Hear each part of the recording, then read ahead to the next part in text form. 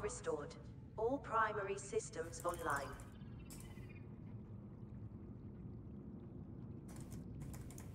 Hey everyone.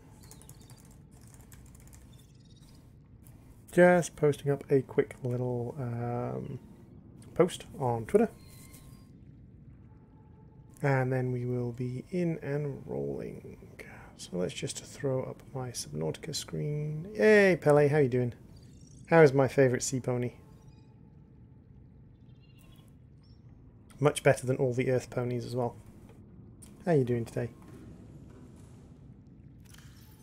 Let's grab 2 100% batteries. What do we got? We got a 36. Yeah, we can do. Relearn the controls, droid. Relearn the controls quickly. Let's do a 36 and a 65. Good as ever. Excellent. I am glad. Again, learn the controls, droid. This is an automated distress signal from live pod 12. Coordinates attached. Warning, live pod has sucked beyond safe. Welcome aboard, Captain. Hey, Doggy Man Master, welcome to the stream. How you doing? Signal location. Sea glide damage, sunk to the ocean bed. What else have we got? Those are the only two we have. We've got Second Officer Keen's last broadcast location, sunk to the ocean bed, crew reports sea glide damage, stranded near a cave system and under attack. Okay, so we've definitely been to the island. But we could go and grab Second Officer Keen's collection. Oh, I'm okay, dude. It's a little bit warm, but I'm okay. I'm back home. I'm just sort of doing a little bit of Subnautica because it's a nice, easy, chill game to stream. Nothing massively stressful. Been playing Ark Scorched Earth and gotten a colon. Angry? Is that the angry emoji? Because if you've been playing Ark Scorched Earth and gotten a colon, then I would hope your player spawns with a colon. She's okay, Doggy Man. She's back at work with light duties at the moment. Takes a long time. Gotten wyvern. Nice. I like. Nice to see. Thing is, I get Ark. I understand why it's attractive to people. I understand why people like it. I personally don't like Ark. But that's an entirely personal thing. That's not anything against Ark. That's not anything against the people who enjoy it. That's just me and my experiences with the game. Hey, Boom Biffy! You're still Boom Biffy. You've added letters to the end of your name. Did you get a YouTube degree?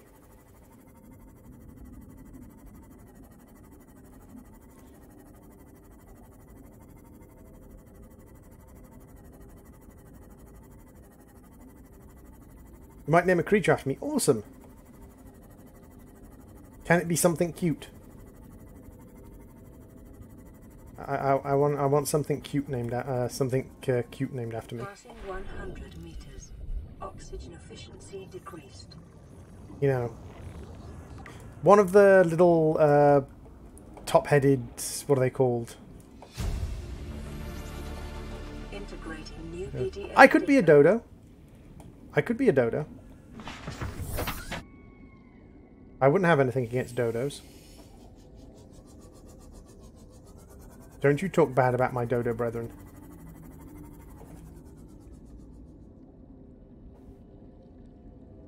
Hashtag dodo lives matter too. Dead fish.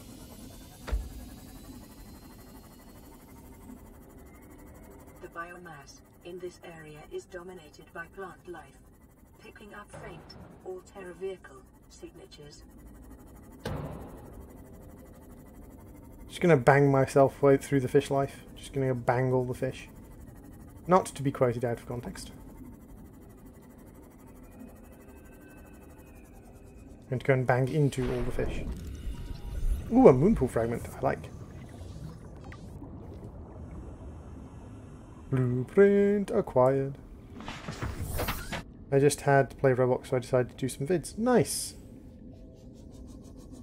That's the thing, like, if you're playing a game and you're doing vids because you're enjoying the game, that's the best way to do it. Like, if you're doing vids to try and get popular or try and do this or try and do that, it's always going to be less manageable for you. Over that way. Always going to be more stressful, always going to be more of a problem. RB means Roblox. Yeah, it's like GD means Geometry Dash. I'm aware of these things.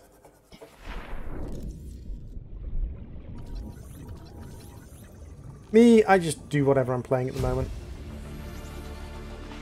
New blueprint acquired. Yeah, ow. Ow. Stop running into things, droid. It's not good for your hull. But yeah, I just play whatever I play, and if it goes up on YouTube, it goes up on YouTube. I can't really do that much stuff on YouTube, not because of my partner's internet connection. That's actually much, much better now. It's more to do with my partner's, like the fact that I can't take my computer down to my partner's because of space issues and things. So I end up taking a laptop, which isn't powerful enough to do most things. A Jerboa. Ooh, nice.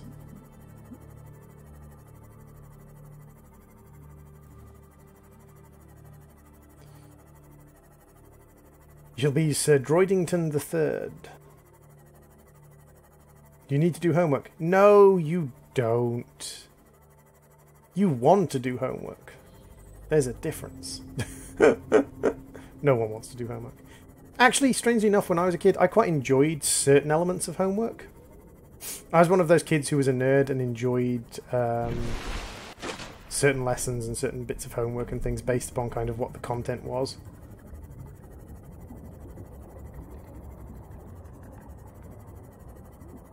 If it was something I found interesting, then I'd usually enjoy it.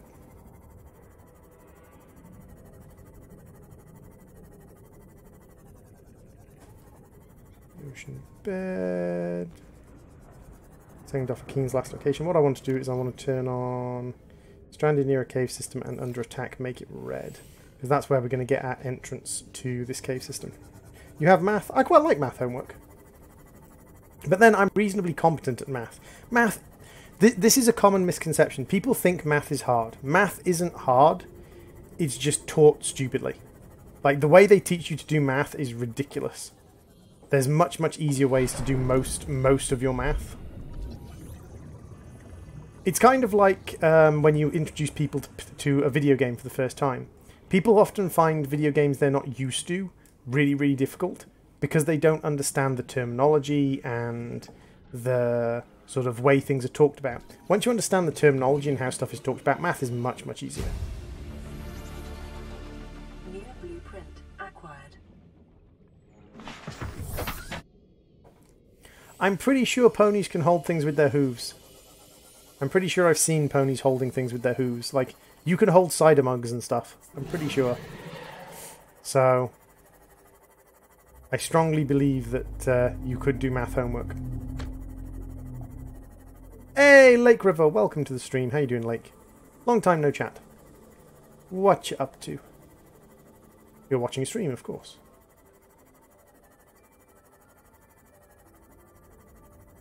Aha! To the sea cave.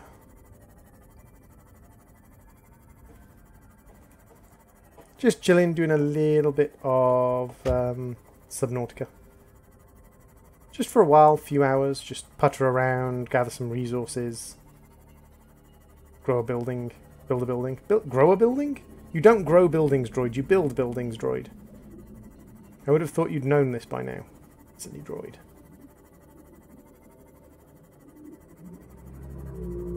This is why droid is not allowed to take part in construction. Because droid thinks you grow buildings. Ow.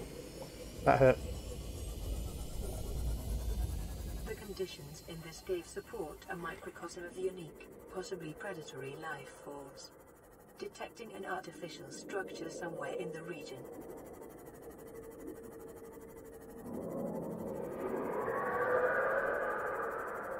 Adding a snowbound Subnautica.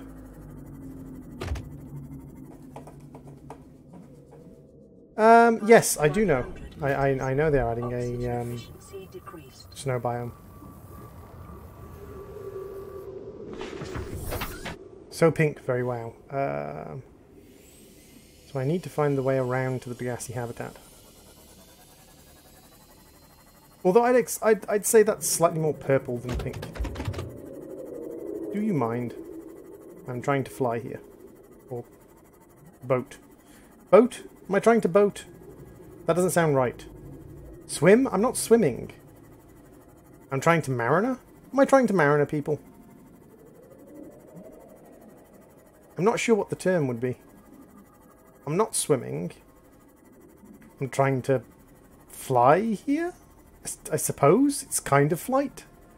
It's through a liquid medium rather than a gaseous medium, but... Screw it, I say we're flying. And I dare you to prove me wrong. With science!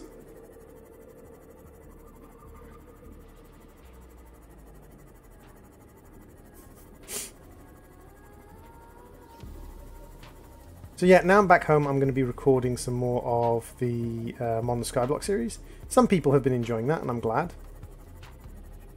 Channels shrunk down, become a little bit smaller, but that's actually quite fine by me. Like, I don't mind the channel being a little bit smaller. Welcome aboard, Captain.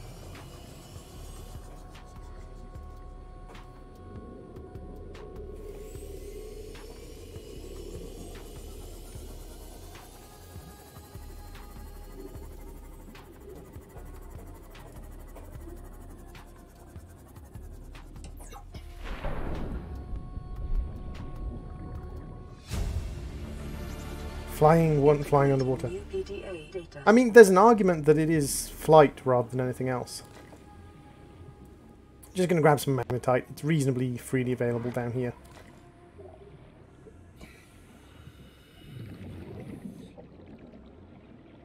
I'm too active on YouTube? No, you're not too active on YouTube. I think you're just active enough on YouTube. I.e., you come to my streams. Yay! I like people who come to my streams. People who come to my streams are the best people. And this is why you should encourage all of your friends to come to my streams, so that they can also be part of the best people. 30 seconds. New blueprint acquired. You wouldn't intentionally leave your friends out of being part of the best people, would you? You might, you evil people.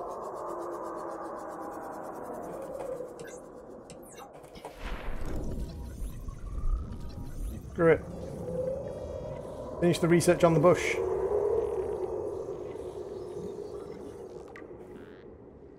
We've started learning about thermal plants. That's good. We've got a thing back here. Signal location uploaded to PDA. 30 integrating new PDA. There's my ultra high capacity tank that I wanted. And New blueprint acquired. Oxygen. time to go, time to go. Ooh, poops. Accidentally touched a stinger. Accidentally touched a stinger. Running out of breath, running out of breath, running out of breath. No, don't get caught, don't get... Oh, poop. Okay. Hey, Sheepy Bread, welcome to the stream. Perfect timing. Perfect timing for me to die. Hey, King Boner, welcome. Thank you very much for the retweet on Twitter.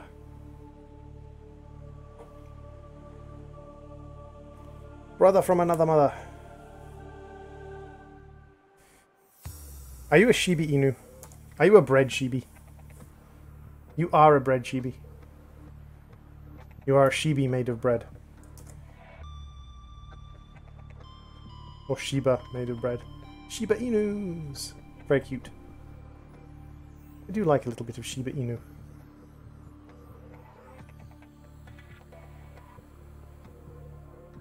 But the question is, are you really a Shiba? Are you a really a little planty animal person? Planty animal person? Doggy animal person. Why did I say planty animal person? My brain is all over the blinking shop today. Ding ding! Hey, Math, welcome to the stream. In 3, 2, 1. Welcome to the stream, Math 8. How you doing? He was baked in the oven. He my brother.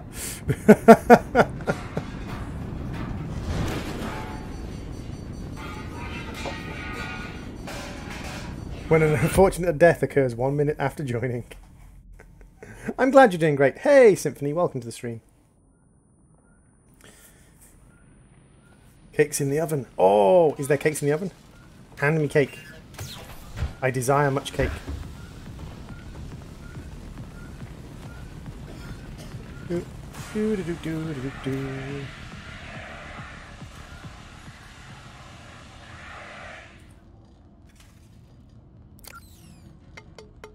I like the little ting ting ting.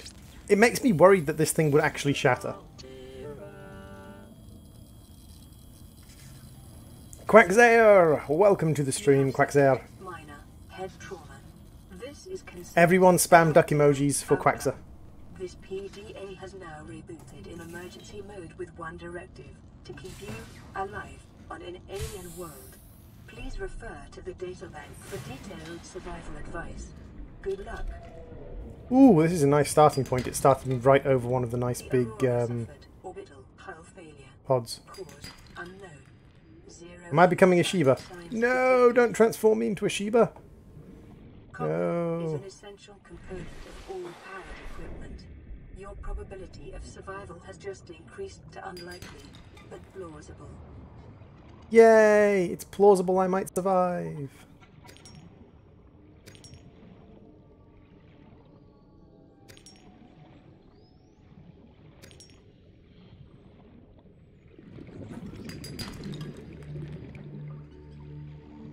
Hey Droid, just popping in to say hi, it's been a while. Hope everyone's... Hey Karumi, welcome to the stream. How you doing, Karumi?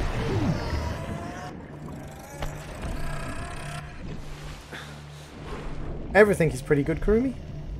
Everything is pretty good. How is everything with you, Karumi? An equally important question. Droid has hardcore antivirus. He does not accept the Shiba virus. I do. I have very hardcore antiviruses. I have antiviruses that are like in biker gangs.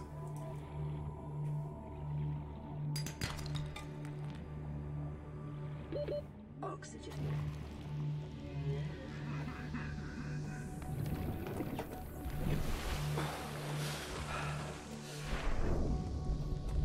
Damn you, antivirus!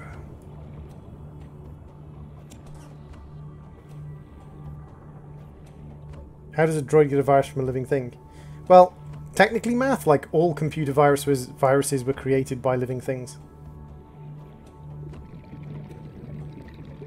Woman, I want slep. No slep for Shiba. Only strem. No slep, only strem. New blueprint acquired.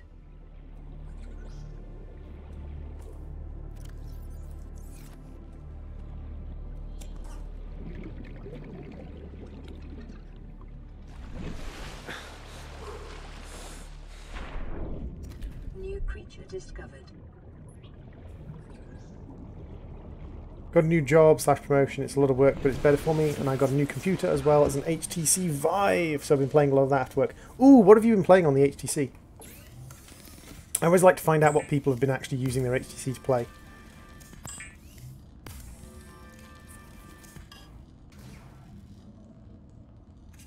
The machine doesn't have a virus in this game.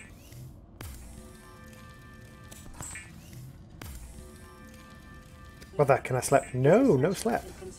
I have told you this. And power plants. Slap is not allowed.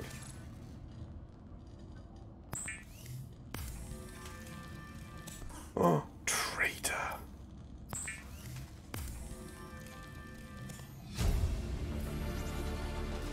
New blueprint acquired. Hey, Rattlesnake Gaming, welcome to the stream. How you doing, Rattle? The scanner can be used to synthesize blueprints from salvage technology and to record. I'm doing pretty good, dude. I am doing pretty good.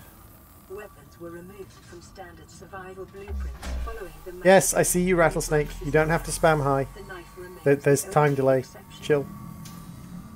life pod The gaming droid equals machine. Ah, I get you. I get you, math. You were making a meta joke. This is Aurora. Distress signal received. Rescue operation will be dispatched to your location in 9. I didn't call you a traitor. 9. You can't prove that I called you a traitor. To monitor for emergency transmissions from other life pods. New blueprint acquired. You have no proof that I think you're a dirty traitor.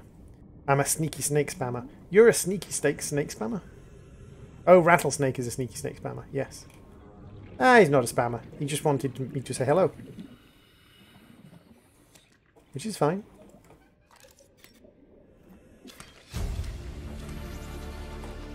New blueprint acquired.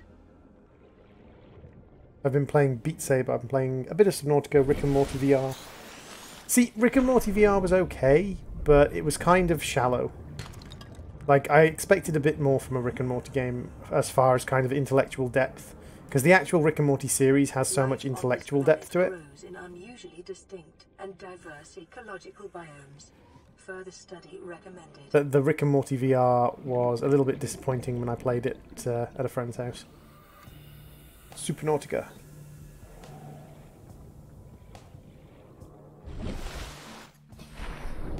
After stream ends, I have Groove. I'm becoming grumpy. Why are you becoming grumpy, doggy man? What is making you grumpy, my dude? And bear in mind that to be officially allowed to be grumpy, you have to be of British origin. Just ask the Grumpy Brit.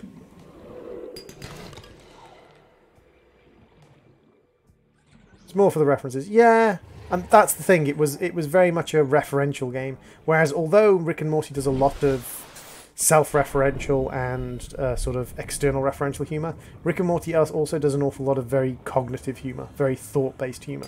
Silver-based wiring kits are an essential component of many. So seeing it just kind of be reduced to just referential humour and nothing else was a little bit disappointing. I would have liked if they'd included a lot more of the more cerebral stuff from Rick and Morty, more thought-provoking stuff. But what can you do? It's a video game that was developed kind of in a rush to jump onto the VR bandwagon. You need slep? No slep for dog. I've told you this. Actually, dude, it's perfectly right. How do you follow people on Twitch? There is a heart icon lake in the usually top right or top left above the screen. There's a little heart icon. If you click the heart icon, that is the following, the equivalent of a YouTube subscribe.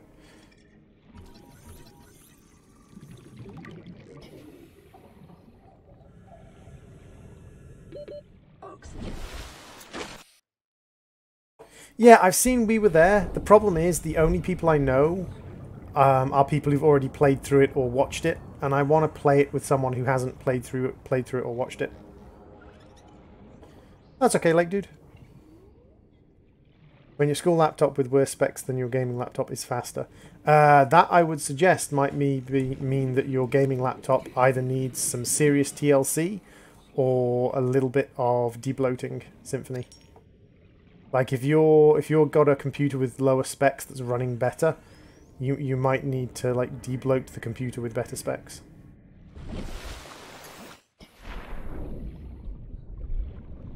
Or at the very least, like look into why it's running slowly and see if you can tweak some stuff.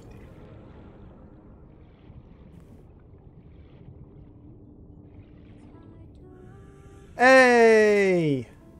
Lakery20, welcome to the stream and the SSD. Please try to remember as much as you can while you're here. Ooh, cereal. I wouldn't mind some cereal. Send me cereal.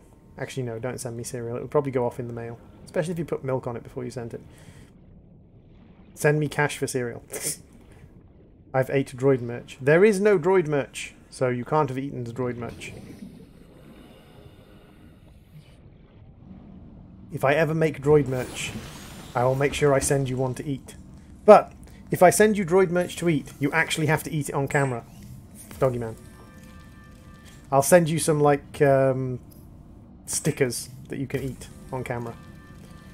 I'll send you a droid Tide Pod. To provide environment select appropriate equipment using locally available materials. For your safety, this setting cannot be overridden. Hey, Annie Cakes, welcome to the stream. How are you doing today, Annie? So overall low performance is virus free and everything. It might not be virus free. It might be virus free. It might not be viruses causing it to be slow. So one of the things you have to think about when you're talking about things like that is you've got to think about defragmentation, the number of programs you're running in the background. Like, for instance, if you're running an NVIDIA card, are you automatically running Shadowplay in the background? Stuff like this. There's sometimes a lot that goes into why is my PC running terribly.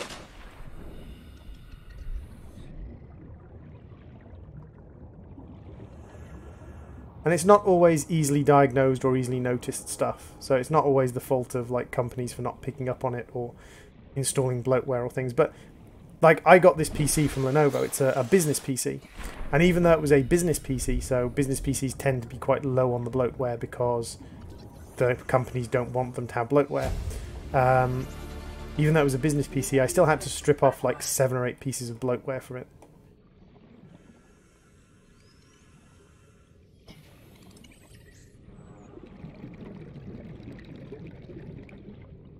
That's okay. The message only popped up for a second, like...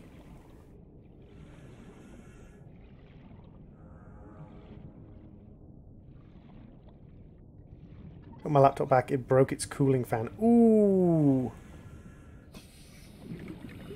The story's been finished in Subnautica for a while now, Anycake. They released the ending to the story a while ago.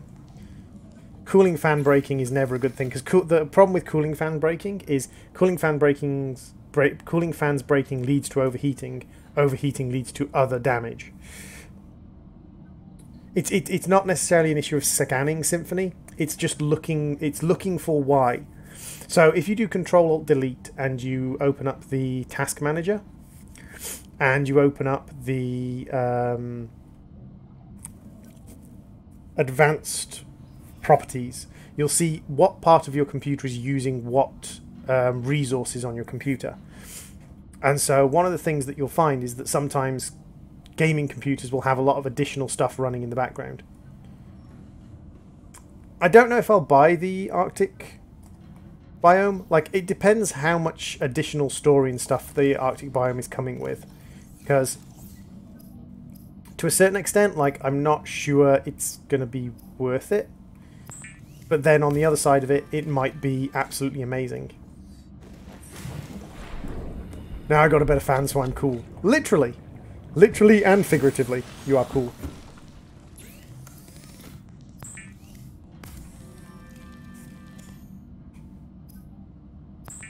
The other thing you need to do, Symfony, is think about defragmenting. One of the things gaming PCs get a lot. They're adding a biome to Subnautica, Annie.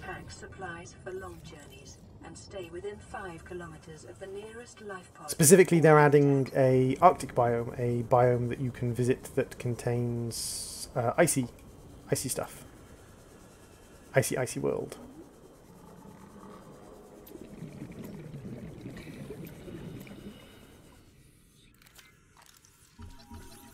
Ooh, a laser cutter fragment. That's nice.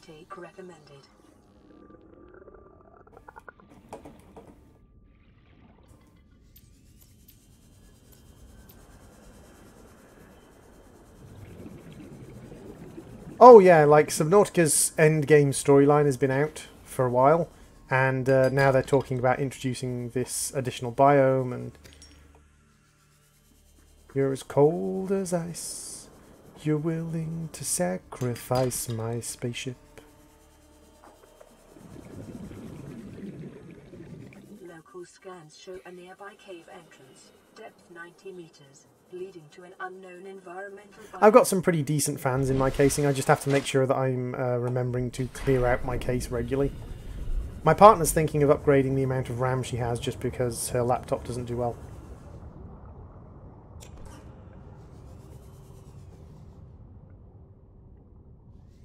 It's okay, dude. Nothing's running above 30 even with stream on. So you're using up 30% of your memory or 30% of your CPU watching a stream. That's quite high. Like, is it memory or CPU you're using to watch a stream at 30%? Because that's actually quite a lot. Like, my desktop, if I'm watching a stream, my desktop, the stream will be running at like 9% maybe. 7 to 9%. And that's watching it in HD. So if you're running at 30% watching a stream, that's possibly an indication that you might need more memory or something.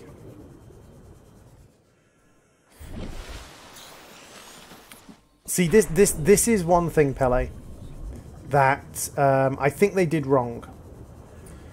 Because it doesn't actually matter. Like, the whole thing of adding a female protagonist. Why is the character I'm playing right now not female?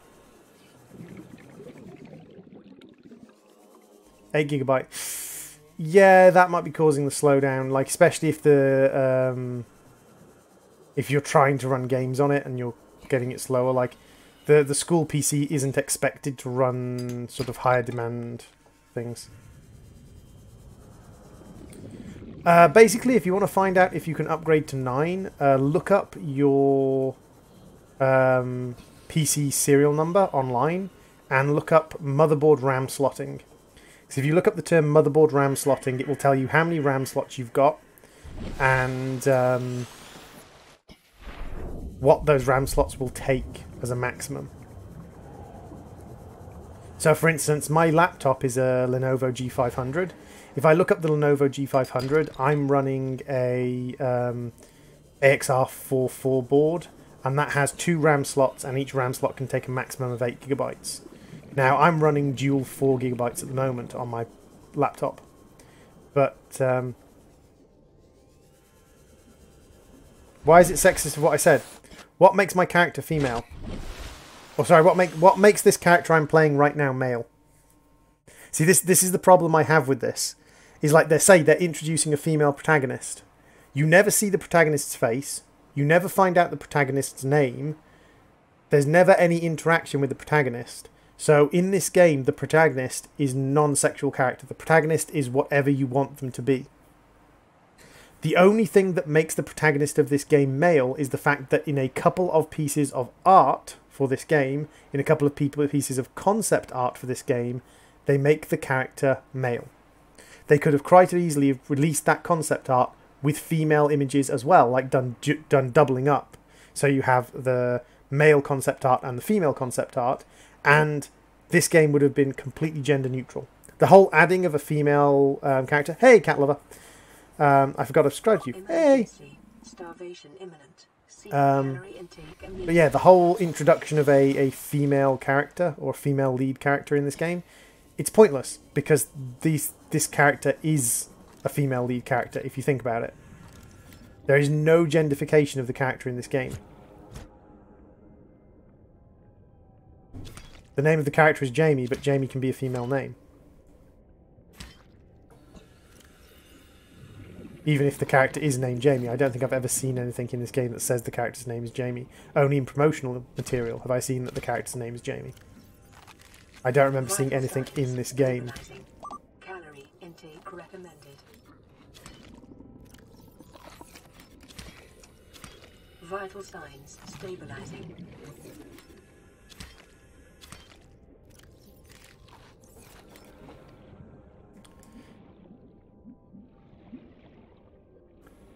You're not dumb as a donkey at all. You're not dumb for wanting there to be equal representation. But the problem is people fall into their own trap of hype for this. 2 banks of 1. Nice. Okay, so you can max out your motherboard at 32 GB and you've got 2 slots. Yep, the standard is removal. If you've got slots on your motherboard rather than solid state memory, then yeah, you can slot them in now. Yeah, the only thing you have to make sure, Symphony, is you always buy upgrades in pairs because you've got a 2-slot, you've got a 2-bank motherboard. And because you've got a 2-bank motherboard, that means you need to buy your memory in pairs because it's a very, very bad idea to mix 2 different kinds of memory. or two different levels of memory. You can mix different kinds of memory, but it's a very bad idea to mix two different kinds of memory. So it's a very bad idea, for instance, to mix a 4 and an 8. That's why you never get a 12. No, it's nothing wrong. Why am I playing SCP Containment Breach? It's scary as fuck. It's not scary. No, you shouldn't shut up at all, Pele. I fully agree with you that there should be more gender neutral and more sort of mixed representation in games where it's intelligent and appropriate to do so and clever to do so for the story.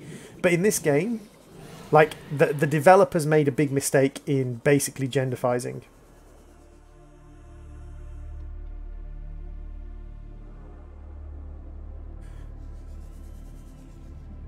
Hey Jadzeki, welcome to the stream.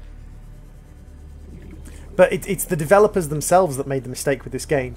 They sexualized the character, or they gave the character a sex. 1070 is more than fine. I've got a 970 in my machine. I run most shit on a 970 Anycakes. But yeah, Pele, never be upset about kind of like if I say something like that. If I say like this is like my opinion, or this is the way it is with like gendification of this character. Did you ever check out Debris? The game? No, I didn't actually, because not long after you told me to check it out, I had to go down to look after my partner. Detecting massive energy signature in the region. Cannot identify. Have you guys seen World Adrift, though? Have you guys seen World Adrift? Because, like, I've seen some stuff on World Adrift, and I'm looking at World Adrift thinking, ooh, that's nice. Expensive? Well, not expensive. It's not cheap, though. It's not a free game. But I was looking at World Adrift and thinking, ooh, that looks nice. Of the All-Terra Corporation, you will be liable to reimburse the full market price. Your current bill stands at 3 million credits. Screw you and your 3 million credit thing. But yeah, 1070 is more than enough to run most modern games. There are certain modern games that 1070 won't run at, like, you know, 140 frames per second max res, but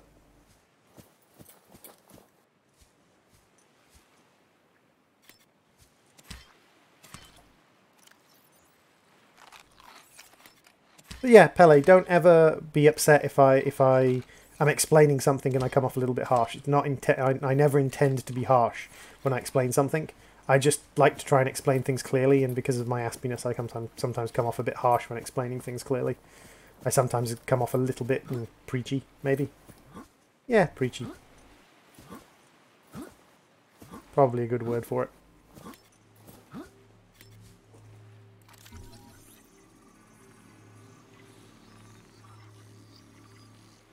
But yeah, imagine if Minecraft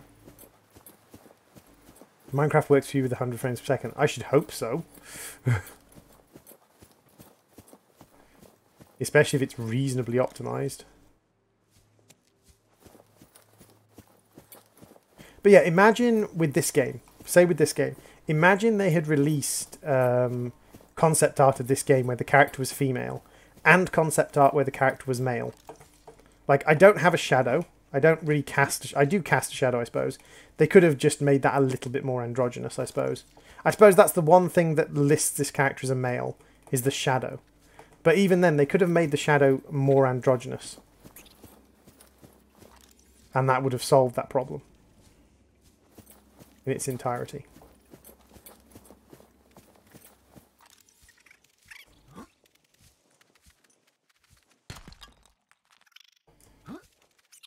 I don't have my Minecraft optimized at all. I'm extremely lazy with optimizing my Minecraft.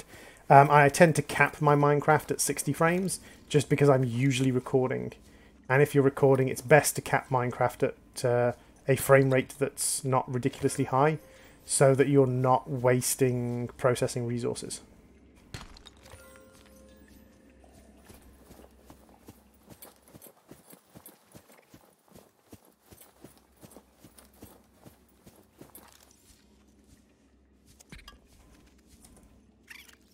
Three spaces left.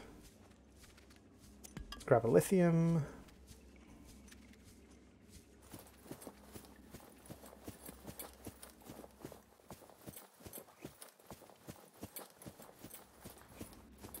But yeah, Worlds Adrift is definitely something I'm keeping an eye on, because I think I'm going to enjoy Worlds Adrift if it goes on sale and I can get hold of it. Gold. Come on, diamond. Diamond! Yay! Time to head home. I can find the way out.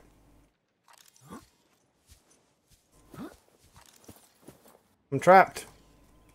Wait, I see exit. Escape! Flee! Don't jump off the cliff. That's stupid. I was about to jump off the cliff and then I thought, wait, I'm playing on hardcore. I really shouldn't jump off the cliff at half life when I'm playing on hardcore. That would be a dumb thing to do.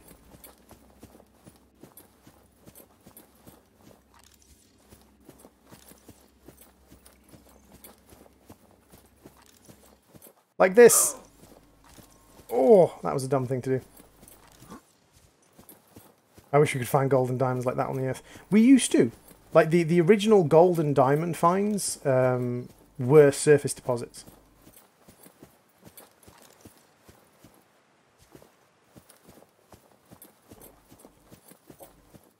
My inventory is full. I must return.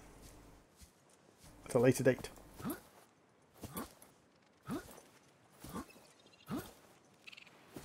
To the pond! But yeah, I suppose the shadow makes this character male. So I'll give you that one, Pele. They should have made the shadow a bit more androgynous so this character isn't male.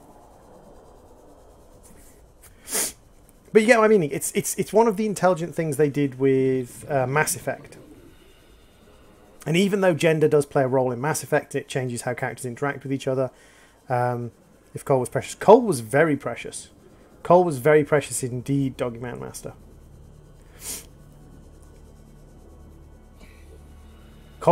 Without Cole, we wouldn't have had the Industrial Revolution. Without the Industrial Revolution, we never would have had the tech explosion of the sort of post-Industrial Revolution period. Bandana Cube, welcome to the stream. How you doing, Bandana? Are you Bandana or Bandana?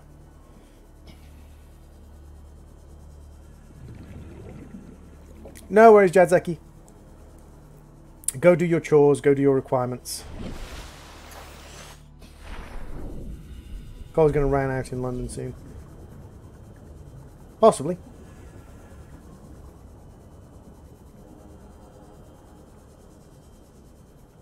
Bandana. I spelled it wrong. No worries, dude. No worries. I just wanted to know if you were like a band with a person called Anna in it. So we like the YouTube page for a band with Anna as the main lead singer, or if you were Bandana. So I looked at RAM possibilities. I'm going to consider that. Shall I also consider putting an SSD in since I do have a slot for that? That's up to you, dude.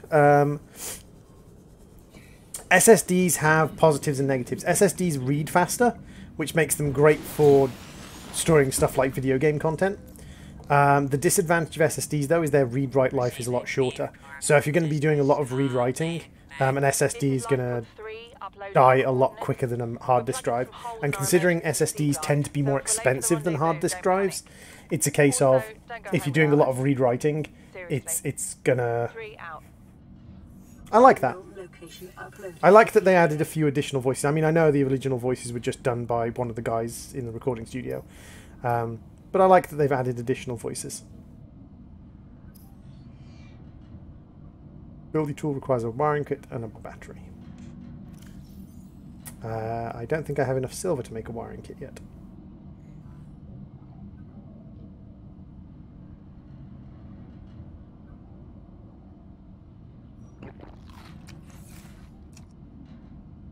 The Discord server is currently offline, Annie Cakes. I'm thinking of starting it back up, but basically we had a lot of trolls.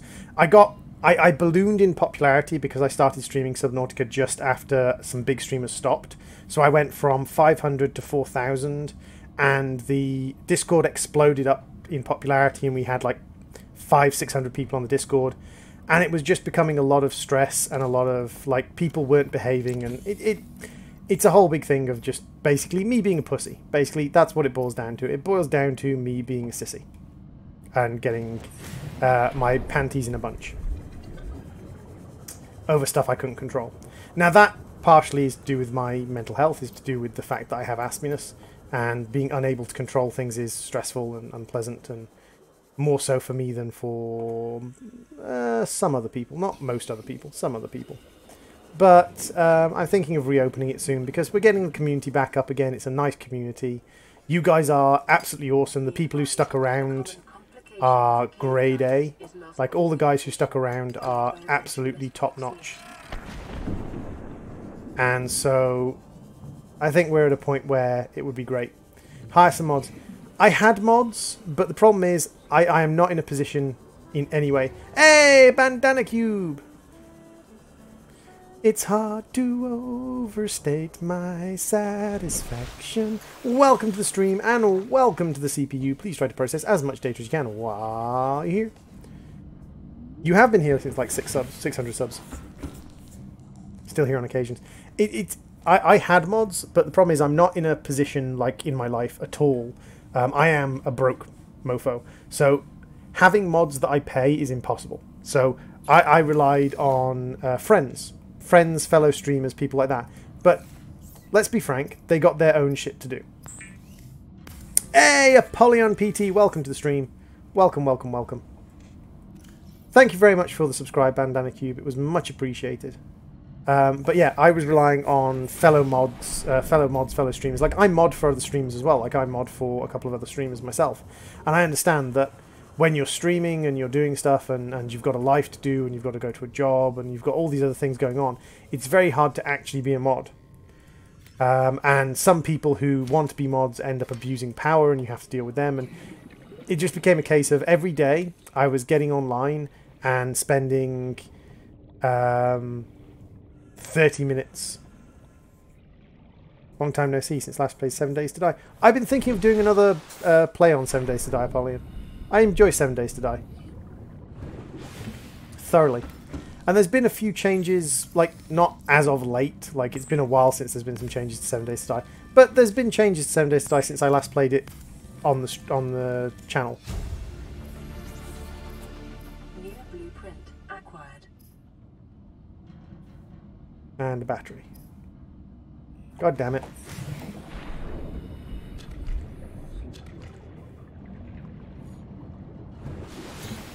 I mod for like 6 channels.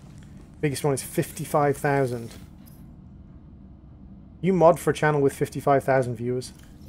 I'm jealous of the fact that you get to mod for a channel of it. How pathetic is that? I am such a pathetic person that I'm jealous of the fact you mod for a channel of that size.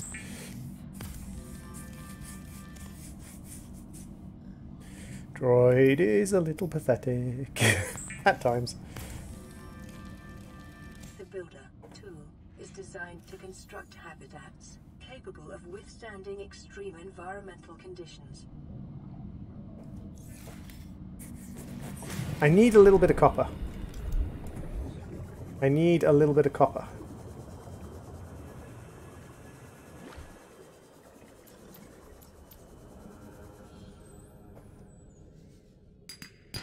This game is extremely cool, Apollyon. It's a great single-player experience. It is a single-player experience, not a multiplayer experience, but it is an absolutely grade A single-player experience. The storytelling in this game, if you've never played this game before, the storytelling in this game, pay attention to everything. Pay attention to all of the text documents, all of the voiceover, everything the computer says to you. Pay attention to all of it, because the storytelling in this game is beautiful.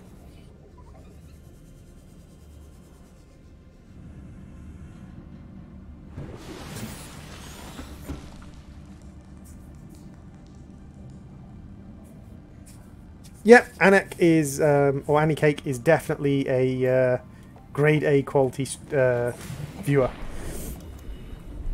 Annie definitely turns up and watches and enjoys the streams and chats, and that's the thing, like, I'm not streaming for the big views or the big money. Like, if I was streaming for the big views and the big money, I would have given up ages ago, because I ain't getting the big views and I ain't getting the big monies. I am what I would call an unsuccessful streamer. I stream because I enjoy interacting with the community that I have. I enjoy interacting with people while I'm playing video games. I enjoy chatting. I enjoy talking about stuff like genderification in video games. Like, why is this character male? There was literally no point in making this character male at all. So why?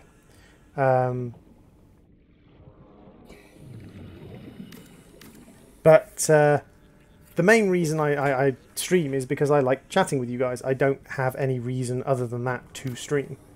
So I find it interesting to have people about and to chat, and I don't know where I'm going with this. I'm basically just saying Annie Cake is awesome. Annie Cake is awesome. Annie Cake is cool because she's part of our team. Annie Cake is awesome. Sorry, I'm a little bit scatterbrained today. It's hot. I blame the heat for my scatterbrainness. It is extremely hot in the UK at the moment. So hot that we are actually delaying going out and shopping for food until this evening so that it is cooler. Dang you! You stole my metal and have not dropped a tooth. Ooh, I'm gonna have you. Gold, yoink. Caution. Lead. Continued degradation of the Aurora's drive core may result in a quantum detonation. Continuing to monitor.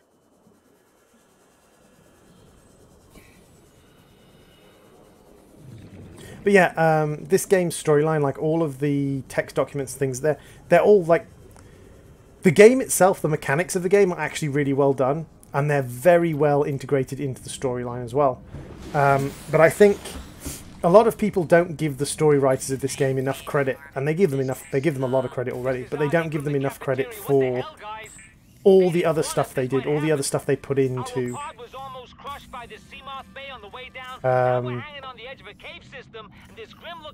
making this game as awesome as it is.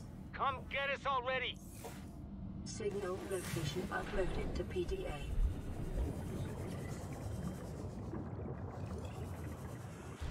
That's true. Small communities are nicer in that they often allow for a much better bonding experience. For YouTubers themselves, small communities can be... I've completely lost where I put my base. I know I put it over here somewhere. Where did I put you? Small communities can be a little bit frustrating. No, the Aurora hasn't exploded yet.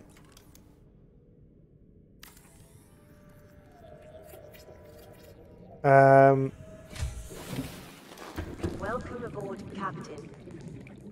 I'm quite quick at this game, Bandana Cube. I just called you Banana Cube. You are now officially Banana Cube. Yeah, no, the Aurora hasn't exploded yet. When I'm playing this game, the Aurora doesn't explode until I've already built shit. But yes, as I was saying, Symphony, small communities, yes, very much so. They're really nice, but for... So I only have one sponsor at the moment. So, elf, not sun. Traditional elf, not sun.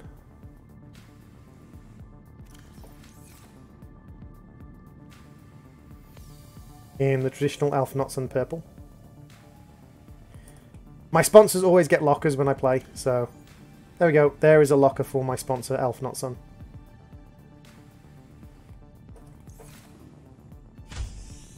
Stream was stuck. Ooh! And I was saying such nice things about you, Annie Cakes. I was saying such lovely things about you and the stream got stuck. But yeah, small communities are very nice, very positive places to be a lot of the time.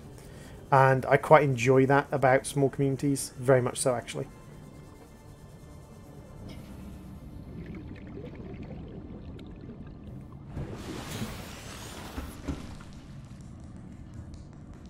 Dude, you never left the community. You're still part of the community. You're still part of the community because I say you are. Wahaha, the power of the streamer. But no, you're still part of the community because you still popped into stream, still said hello. The only thing you need to do to be part of my community is to be a nice person. If you are a nice person, I will welcome you into my community with open arms. And the reason I shut down the Discord was not to try and hurt the community or anything like that. It was just I was getting overwhelmed.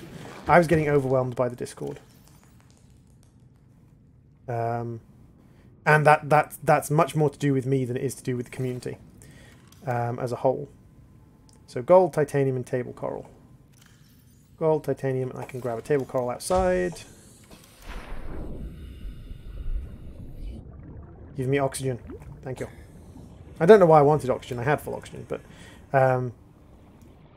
yeah, it's one of those things where small communities are nice, but sometimes small communities can be a little bit frustrating for a streamer because there's less interaction, we have less people talking to us, and also, as much as I say I don't do this for the money, because I don't, there's no way, like, if I was doing this for the money, I'd be getting paid, let's put it like this, I'd get more money doing a single 8-hour shift at a McDonald's as a fryer than I would doing 6 months of YouTube. But detecting sulfur deposits in the local cave systems. Sulfur is an essential watching PUBG at the same time, awesome, Annie Cakes. I've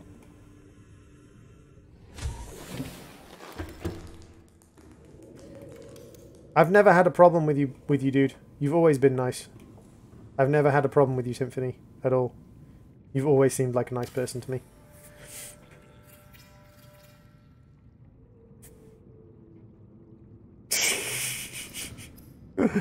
Dude, if I'd seen that in your... If you'd posted up pictures that involved partial nudity, especially if you're a young person, I probably would have deleted the pictures and probably put you on a limited group where you couldn't post pictures for a bit and been like, yeah, don't post pictures of, like, nakedy bits on my Discord.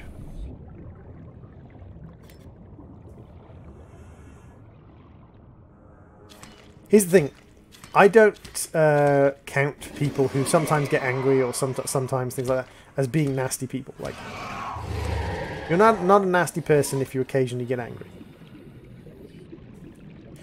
Not necessarily. Like, I know plenty of people with big fan bases that don't have big egos. One of the common things you have to remember is that just because someone doesn't necessarily reply to you or just because someone doesn't necessarily interact with you personally doesn't mean they don't like you or don't think about you as a fan and things like that. There's this big thing in communities on YouTube and things like that about personal one-on-one interactions, and biggest channels just can't do that. And that's not like for me, I watch several big YouTubers. None of them have ever replied to any of my comments. None of them have ever interacted with me on a one-on-one basis. I got one reasonably generic, reasonably sort of copy and paste reply from one very big YouTuber when I did a bit of fan art for them. I did fan art, I did a video of me making the fan art for them, and they retweeted my video and said, oh look, this is nice fan art. But they didn't really interact with me about it. I don't have any problems with that. I don't consider them stuck up, I don't consider them self-important because of that. Because one of the things I acknowledge is that, like, when you've got, say, 500,000 people who are watching your videos, a couple of 100,000 of them are going to post on your videos. So you've got a couple of 100,000 people talking to you. It's going to be nearly impossible for you to... God dang it. 30 seconds. That is really hard to actually, like, scan because of where it is. I got it, though. But it's one of those things where I don't think that they're being stuck up if they don't interact with me. It's just one of those things that happens. Like, you don't have direct interaction with people because you are the size you are. And that's not them being offensive. That's not them being stuck up. That's just the physicality of it. As long as they're producing good content, I'll support people who produce good content. Now, do I like talking to streamers and having streamers interact with me? Certainly. It's one of the reasons why I like I like the small streaming community as well. But I never get unhappy with big streamers if they don't interact with me. It's like you have a lot of people talking. Okie dokie, Annie. And people say, oh, they're only in it for the money because they only talk to the people who do super chats. But you have to remember that the people who do super chats are the people who are paying their rent, paying their electricity bill, paying their sort of all the costs of just living. And when you get right down to it, those people, for YouTubers who do it as a job, those people are more important, because without those people they wouldn't be able to afford rent, they wouldn't be able to afford electricity, they wouldn't be able to afford internet. So for the YouTubers who are doing it as a job, the people who super chat, in reality, are more important. Does that make them bad? Does that make the YouTubers bad people? No, not at all. It's kind of like when I was working for the supported housing complex, and I was also doing a regular sort of online. I also had a regular online group that I was part of.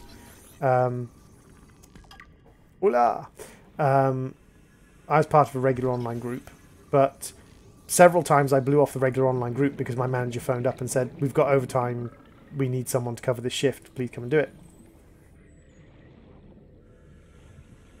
Yeah, that's very true, Kurumi. It's something that in the business world is called work-life balance, and it's very, very hard to manage, actually. Like, work-life balance is very difficult for people to mediate themselves. And it can actually be quite damaging to people to have a bad work-life balance. Very damaging indeed for people to have a bad work-life balance.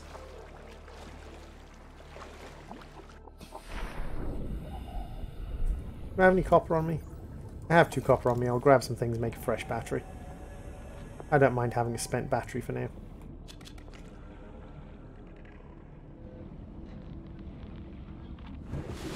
And for streamers, it's sometimes very difficult because they do want to interact with people. 9 new biological subjects designated. Mode. Hunting. Analyzing.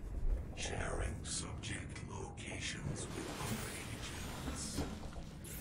No, not my location. I don't have the beacon ingredients yet. Gosh darn you. Let me learn how to make a beacon. I need a beacon. But yeah, it's one of those things where... Jadzeki. Remember me! Never! I've never remembered you, Jadzeki. Friendly Mesh is one of my favourites of the game. I can understand that. It's very good atmosphere setting. It sets a very good kind of tone for... You are now... Things aren't what they were 30 seconds ago.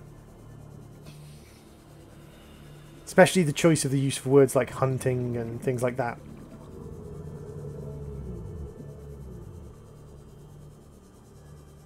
It's very good setting of the tone and setting of the scene. So yeah, I agree. It is a very good message. I still think my favourite message when it comes to like the storyline is the first message you receive, which is rescue is expected in 9 days. Shit.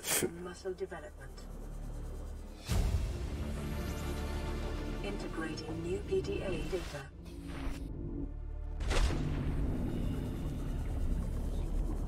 By the way, I would like to thank Everyday John for hosting me. It is an auto-host at the moment, but Mr. Everyday John is auto-hosting me at the moment. So thank you very much, John, for the host.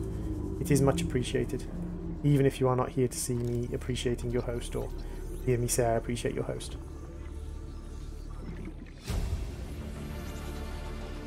New blueprint acquired.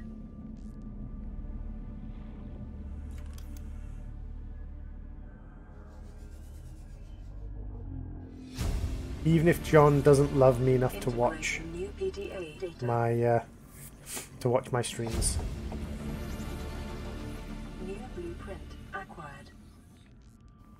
That's just me teasing, by the way, guys.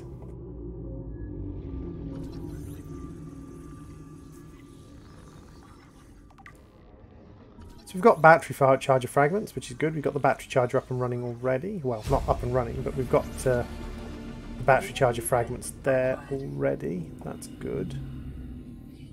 I'd love to get like a beacon fragment or perhaps a laser drill fragment, because I don't have the laser drill yet.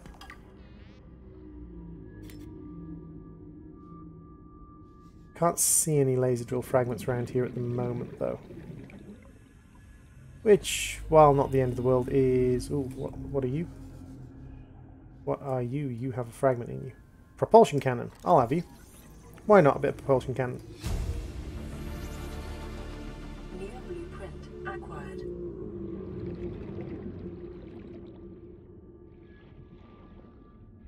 You need more gold. 30 seconds. I would love some of that juicy meme gold. If I could, if I could like hit the whole viral thing and just become popular off something, I'd do it. Like we all would. Like people say, oh, I don't want to become popular for one thing. I don't want to become popular for one thing. I never unsub from Droid. Yay! I will always have at least one sub. I mean, I'll always have one sub. That was one of the things I found very demoralizing after kind of Subnautica lost its popularity. I started losing a lot of subs. Like I'm losing 70 to 80 subs a month, and have been for a long time. I've been losing subs pretty much for the last like 8 months, reliably losing subs. Just realised a month ago I removed about 80% of my subscriptions from YouTube since I had like 300. Ah. Yeah, you can sometimes get a little bit overwhelmed with subs. Got that.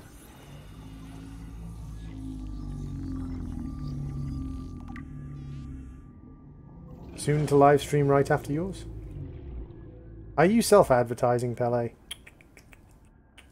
Naughty Pele. Love this game.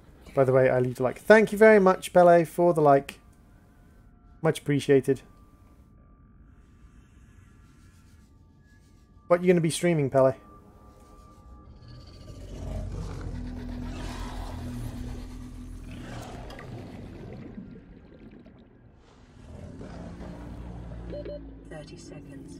Yeah, I never really watched 8-Bit Ryan stuff. Not because I dislike 8-Bit Ryan or anything like that. It's just never been something that's been on my radar. I'm more into stuff like Many a True Nerd and that sort of crowd.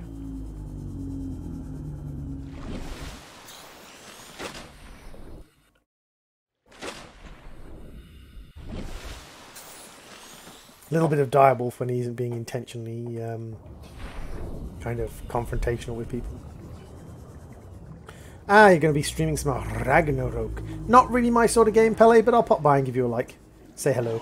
It's not my sort of game because it's just like I'm not into the whole Ark thing. As you know, I had bad experiences with Ark when I first played it. Passing 100 meters. Oxygen efficiency decreased. Preparing the day's Stop tooting, car outside. Someone outside is tooting their horn. Dehydration and eventual death.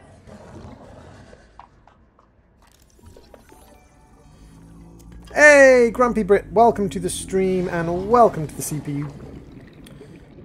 How you doing? Thank you very much for the host. Guys, Grumpy Brit is a mod pack map builder for Minecraft, and he also streams Minecraft quite regularly. He's doing FTB Continuum and Enigmatica 2 at the moment. Both interesting mod packs, worth having a peek at. Hey, Atlantis, welcome back to the stream. How you doing? That was probably just an auto-host, but thank you very much, Grumpy. Even for the auto-host. Greatly appreciated. Oi, Dogie.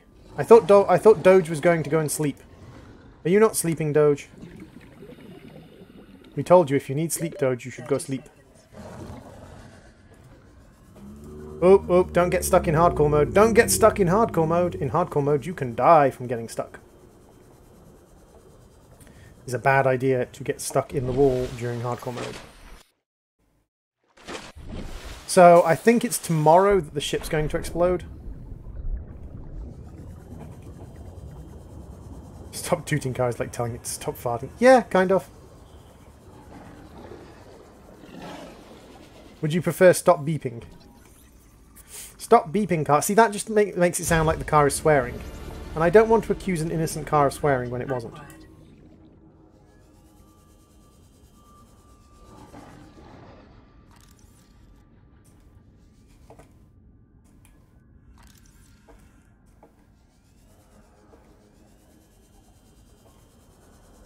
I came to this channel for the games, but stayed for the jokes. The terrible, terrible jokes.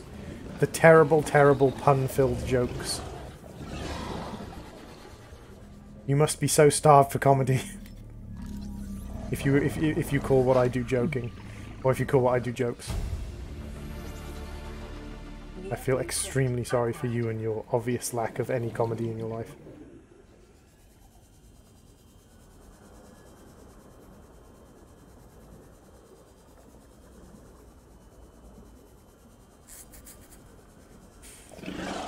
Stop honking. See, honking for me is smelling bad. And I don't necessarily want the car to stop smelling bad.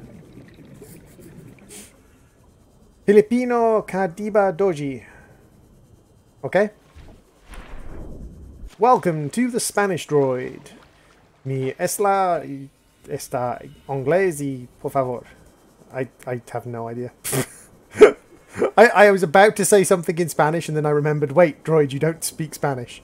It's like, I'm going to say something in Spanish because someone is like, wait, you don't speak Spanish. And that's not even Spanish, that's Filipino.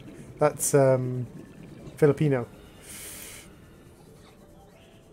So why am I talking about Spanish? Droid, shut up. Shut up, droid. You're embarrassing yourself. I have no idea what it means. I literally just made up words. It was like, that'll do. That doesn't sound racist in the slightest. I was starved and thirsting for comedy, but then you ate a marble melon. Oh, Jadzeki. Welcome everyone who is over from the host from Grumpy Brit. Thank you very much for popping in. We are playing a little bit of Subnautica. I have a passenger on board. Coordinates attached. We've landed a kilometer from the crash site, but there's radiation in between us and the rendezvous. Request immediate assistance. 6 out. Signal coordinates corrupted. Approximate transmission origin recorded to data bank. I need lube. Which way am I going? I've completely I've put my base in a really stupid location. Why exactly am I trying to make a presentation about being gay while watching you? I don't know. Why are you making a presentation about being gay? And if you are making a presentation about being gay for like school or something like that, my approach would be to have a presentation which is literally just me walking to the front and going, I'm gay, deal with it. Like, I'm gay, suck it up. Although, I suppose not necessarily the word suck it up, because the words suck it up could have multiple meanings, depending on, you know, the crowd you're in at the time. So, just perhaps the words, I'm gay, deal with it. That I think would probably be acceptable. So now, if I can gather enough titanium and quartz quickly enough, I'm going to go and build my viewing platform so I can view the explosion. Because the explosion should be happening soon. He says, kind of hoping that the explosion does happen soon and not make him look like a liar. Subject of the subculture. See, that's really difficult because the whole idea of a gay subculture is... See, then you're getting into the idea of a sexuality defining a culture. I know lots of people who are gay who are not part of the gay subculture. For instance, my uncle, he is gay, but he is not part of the gay subculture. I know probably about 5 or 6 gay people, and only one of them is part of the gay culture, so to speak. Whereas I also know straight people who are part of the gay culture, part of the gay groups, cultural groups who go on the gay pride marches as allies, as they call them, allies of gay people. You mean John? No, not my Uncle John. I won't say his name because he doesn't like to have a presence on social medias, but yeah, I have an uncle, and that uncle is gay, so I support gays. I support gays too, but I find if I hold them up for too long, then my arms get tired. So I only support gays when, you know, they've fallen over or something like that, which isn't uncommon, you know, high heels and getting drunk. Droid, that's a stereotype. I know it's a stereotype. It's a joke. Grow a pair.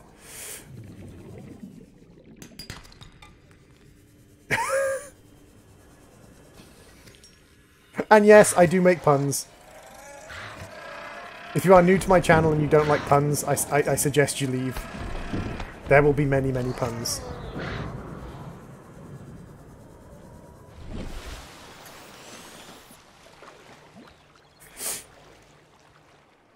Well, yes, this is the thing is, for instance, take Stephen Fry. And if you want something for your presentation, look up Stephen Fry debating political correctness. Stephen Fry himself says he's been called gay, he's been called offensive words for gay, he's been called faggot and things like that. Don't worry about the puns, I played Undertale. But he's been called all sorts of offensive things, all sorts of offensive terms for being gay. And it doesn't bother him. Shall I say something like hi or something, or shall I be quiet? I would recommend saying hi, Ender Guy, because I do like people to say hello. Hi. But yeah, he's been called all sorts of offensive things, and it doesn't really bother him, because it's kind of like with most things is, a label is only offensive if you intend it to be offensive. So if you go out of your way to basically say, I'm going to be offensive with this. Or if the person takes offense. So there's two ways. Like either the person can take offense or you can be intending to be offensive. In other situations, then it's just socio-political elements that make it offensive or not offensive. And those socio-political elements can be controlled to a large extent. Hi, Abril. Welcome to the comment section. I mean, welcome to the Discord. I mean, welcome to the... what am I talking about again? Hi, Abril. Sometimes Droid's chat is just full-on punishment. Sometimes the punnage goes a little bit too far, but when the punnage goes too far, you know what we do? We pun harder.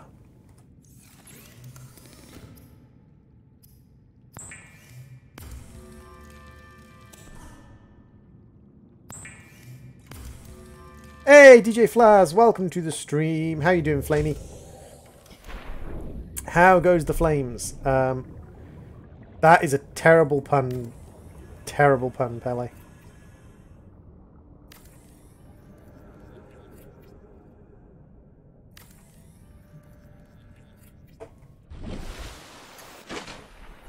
Pun harder. No, don't pun harder.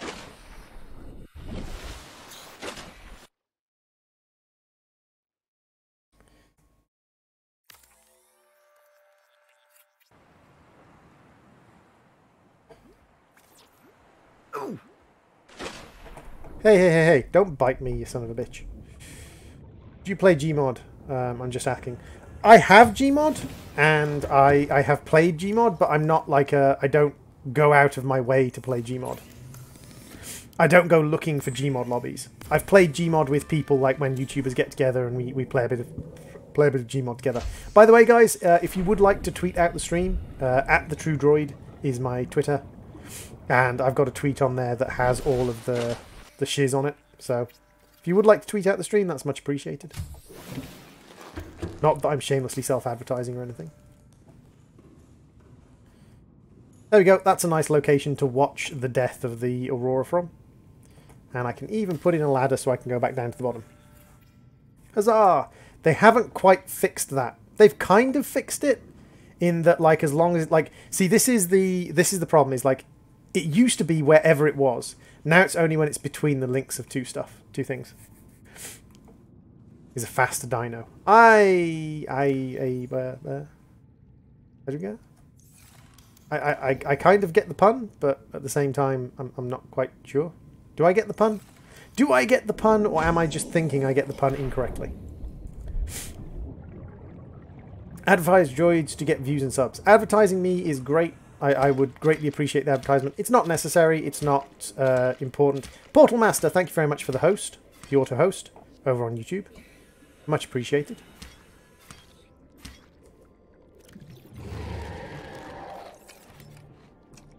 Go away.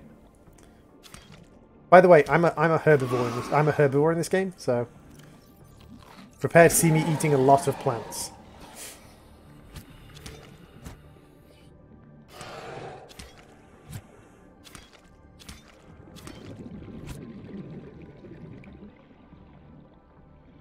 All games are buggy when they're full release. Ender guy. Like, it's one of the natural states of gaming, even before games were complicated. Who can jump higher than a mountain? Everyone, because mountains can't jump. Nice! I like that one bandana. I like that one bandana. I am a thorough... I am a thorough supporter of that. And it's not exactly a game-breaking bug, dude. It's a very, very, very minor bug. The whole kind of like water wibble that you occasionally see. That was a bad pun, but it's a bad pun that I appreciate. Okay, so I need this. I need lubricant. What else do I need to make myself a deployable platform? I need a power cell. Okay, it's not too bad. Got that from Dora the Explorer. I also need a health kit because that blinking thing keeps biting me every time I get out of the bloody base. You got that from Dora the Explorer. Oh, stealing jokes from the Dora. Minus 5 points for joke theft from Dora the Explorer. The best paedophile bait there is.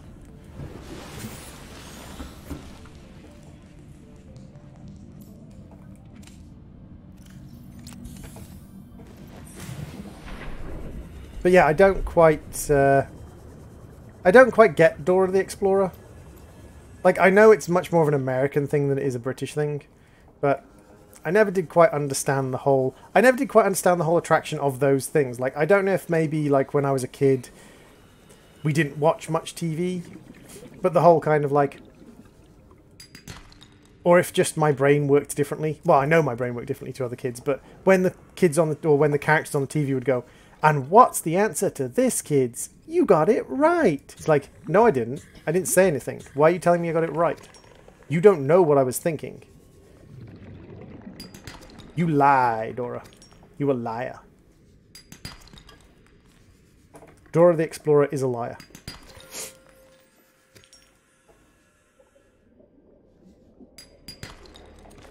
I can't make puns, I mean. Memes are kind of punny, but they're just kind of overused, overwrought puns, I suppose. What don't you understand from a girl who explores the world? Just, I don't understand the attraction kids have to that sort of program. But I've never, like, regardless of what age I was, I don't think I was ever attracted to, like, that sort of program. Like, when I was 5 and 6... I used to sit and watch David Attenborough's The Secret Life of Plants. Didn't understand a blinking thing. But I loved David Attenborough's The Secret Life of Plants. I loved watching plants grow quickly and things like that. A lot more than the flashy colours and singy songs of Dora the Explorer. Don't get me wrong, didn't understand a word of what was being said on David Attenborough's Secret Life of Plants. But I was much more interested in that sort of thing.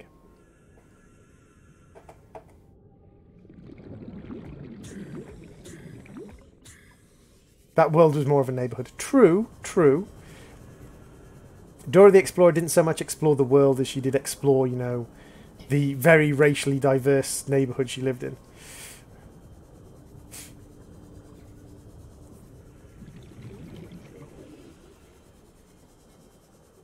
Violet Evergarden. No. Should I check out Violet Evergarden?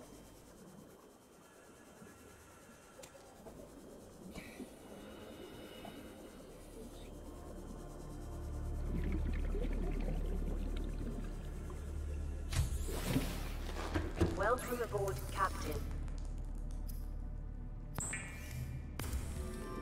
Gets hit by bubble, receives oxygen. Well, yeah, how do you receive your oxygen? Do you not receive your oxygen via bubble? Have I been lied to this whole time?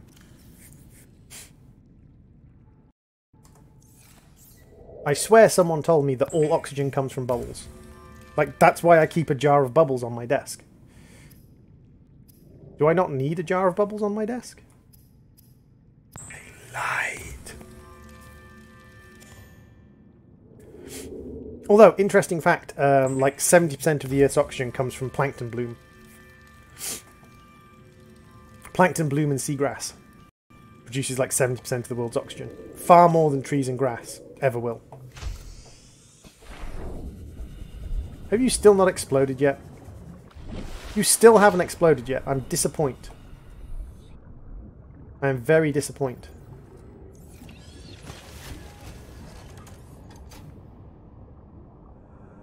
I mean, by the looks of it, we're going to have a blinking sea moth before the ship explodes. And I'm not trying to speedrun this, I'm just playing this. So, titanium ingot, power cell, glass, lubricant, lead.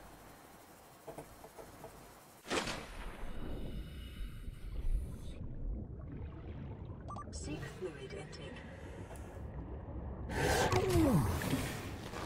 Why was King Arthur's army too tired to fight? Because he'd had too many sleepless nights. Ba-bum, bum! Oh, too many sleepless nights. That genuinely hurts. That genuinely, like, hurt my back just saying that pun.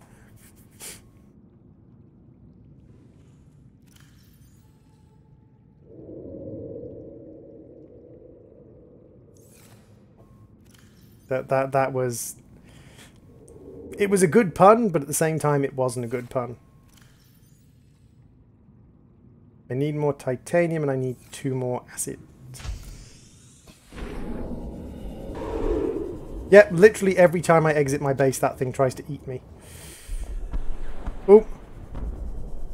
Quick, quick, quick, quick, quick, go, go, go, go, go, go. A quantum detonation has occurred in the aurora. Go, go, go, go, go, go, go, go, go, go, go, go. The reactor will reach a supercritical state in T-minus 10, 9, 8, 7, 6, 5, 4, 3, 2.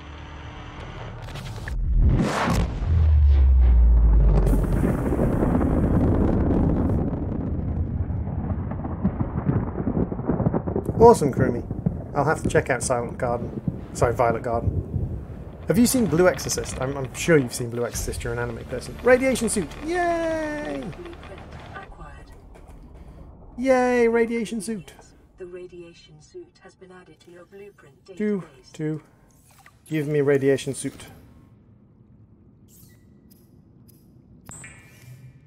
Let me survive all that radiation. That was a very weird looking radiation suit. There we go, I'm all radiation suited up. That's excellent. I'm actually going to leave via the one upstairs. Ooh, pardon me. So that I don't get bitten by the blinking thing every time I leave.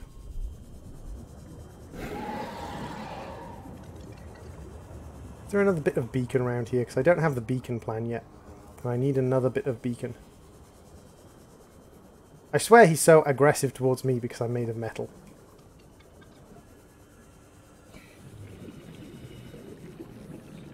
Season 2, I think, was always going to disappoint people because of the way Season 1 ended. I think they, to use a slightly dirty phrase, blew their load way too early with Season 1's ending of Blue Exorcist. And then the start of Season 2 was kind of like, well, where are you going to go with Season 2? Because kind of you already had the bombast. I don't think they expected to have a second season, though. I think that's one of the major problems. Seek fluid intake immediately.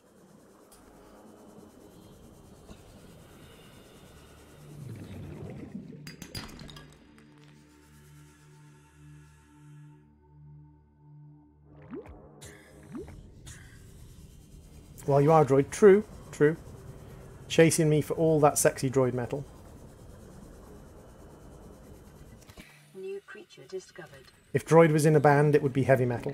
Alien life forms may have unexpected applications. I like all the myths that existed in this game. There was a myth when this game was in development that if you never drank water made from filter fish, you'd never get infected. It's like, no, like the game's set up so that you're infected from the very moment you kind of land on the planet.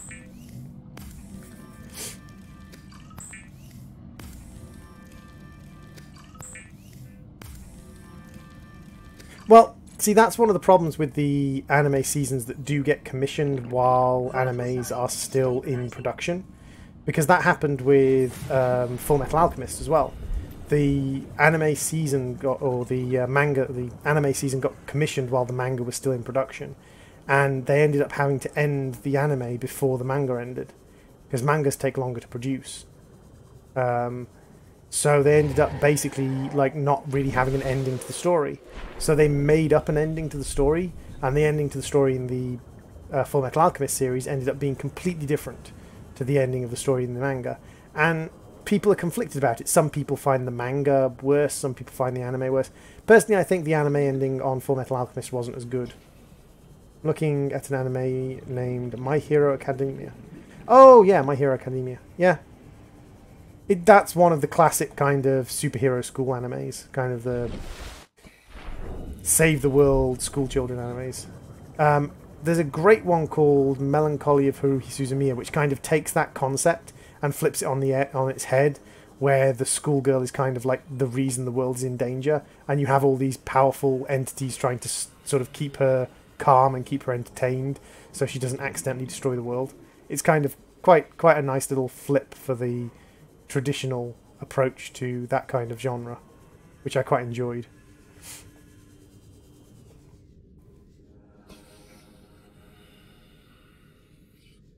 No beacon tech? Not a single piece of beacon tech all over here. Seriously? Beacon tech! Yay!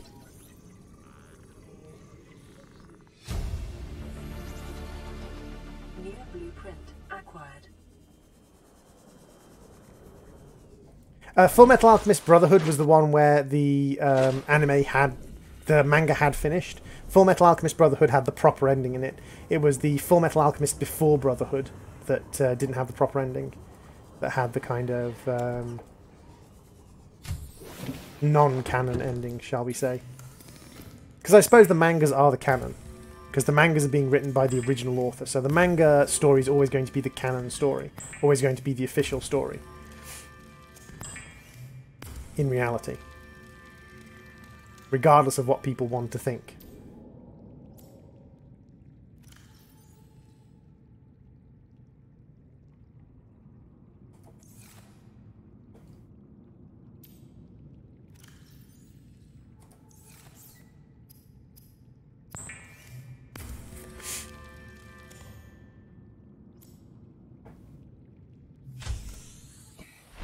Yeah, this 8 kind of killed me on Melancholy.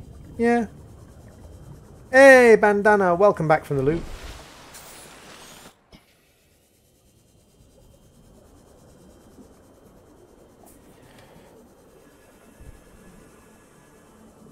It's kind of like how certain things will ruin other things for you, even though they're not necessarily related. It's kind of like how Step Up ruined Sevtech for Grumpy, or how the ore collection process kind of ruins Enigmatica for me. Like, Enigmatica 2 Expert Mode's still fun, but the process of collecting ores I find so frustrating that I don't really enjoy going and playing Enigmatica 2. I find it so frustrating. Have you watched My Hero Academia? I've watched some of it, but I don't really have access to it or the time to watch it, really. But I have watched a few episodes of My Hero Academia. I've watched the early episodes of it. I think I've watched like episode 1, 2 and 4?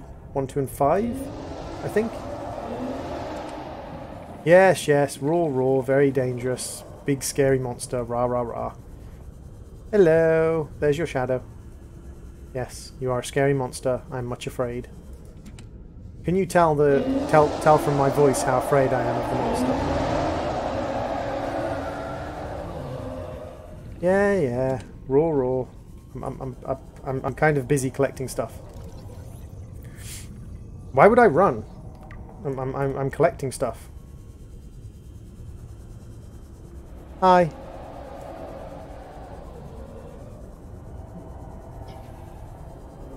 Kind of like the old guys who stand on their driveway and go, "Get off my lawn! I'm collecting the ball I dropped in your yard. Get off my lawn! It's my ball now!" No, it's not. You have a right to ask me to leave your property, but I also have a right to retrieve what is mine. So. Passing 100 meters. Oxygen efficiency decreased. Scary monster, I don't care about you. I don't care about the blinking thing. Like, people get all wound up about the Reapers in this.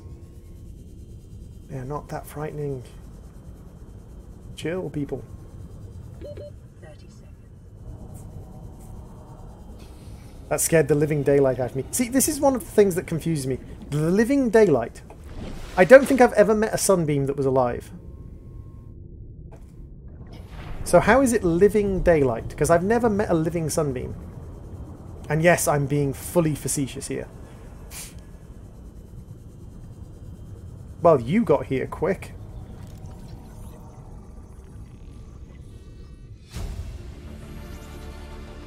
New blueprint acquired. Monsterraw.exe. Shut up, I'm working on something. Exactly! It's very inconsiderate of the monster to be just swimming around roaring at me while I'm just trying to do my job and collect batteries and stuff. Like, does the monster not realise I have a job to do? In this region are sparse. The Aurora's radioactive fallout will have devastating effects on the alien ecosystem if not contained within the next 24 Yep, even if you've turned off the support system. See, that's one of the things I think they should mod into the game. Is the fact that, but the problem with that is it's all, the Aurora's always supposed to arrive before you turn off the system. Like the actual mechanics of turning off the system, if you're not cheesing the game basically, then the Aurora should always arrive before. But because of the way it works, because of the fact that they have to have it completable, like they have to have it tied into the alert system, the rescue messages, you can cheese it so that the the Sunbeam arrives after you've turned off the defense system. But that's only if you cheese it, and only if you basically know how to cheese it. Oxygen efficiency decreased. If you're not intentionally trying to break the game, then you won't turn off the defensive platform before the Aurora arrives.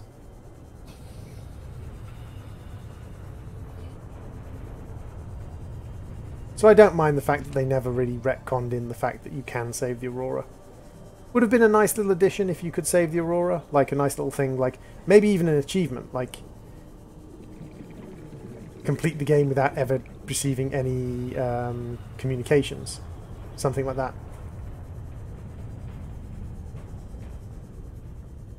That would be a good one. Like the Sunbeam lands on the water and then a Reaper just comes up and crunches it.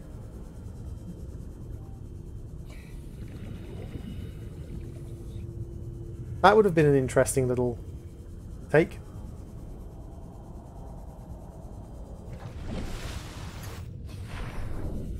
Yeah, I know, Symphony. Hey! Hey, dude. That was close, wasn't it? You didn't roar that time. You tried to sneak up on me. You was being a sneaky sod.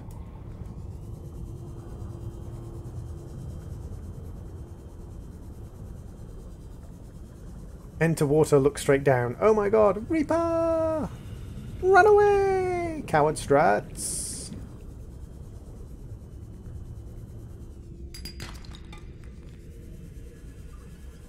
But yeah, I know, Symphony. It is just an old expression. I was just basically taking the mickey out of the expression because the expression doesn't really make sense when you hold it under a magnifying glass. But most old expressions don't make sense when you hold them under a magnifying glass. To a certain extent, kind of the point.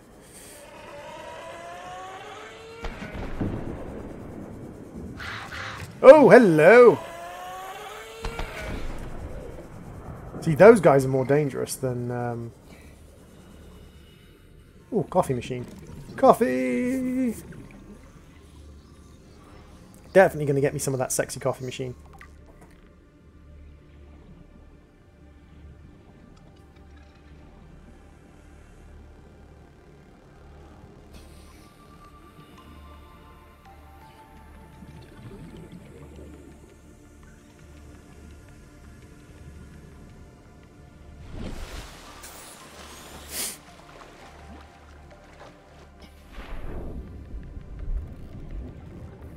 Sort of.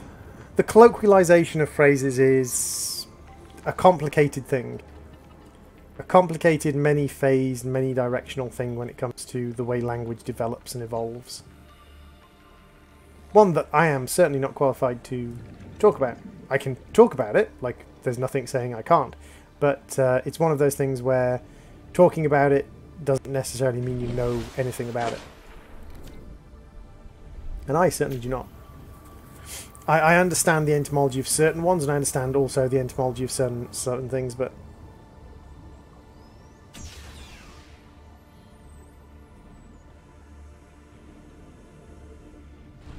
the Reaper Leviathan, along with the Stalker and Lava Lizard, are the only creatures in this game not to display any form of bioluminescence. Are you sure that's true? I kind of have a feeling that other creatures display... There are other creatures that display zero bioluminescence, but I may be wrong. The Reaper is sneaky. Very sneaky. That's okay, we don't mind the odd sneaky ripper. At least I don't mind the odd sneaky ripper.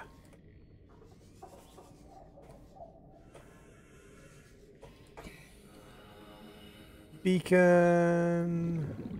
Mobile platform... Mobile vehicle bay... yeah, nothing I need to research.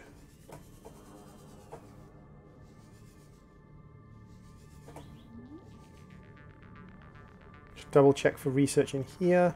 Nah.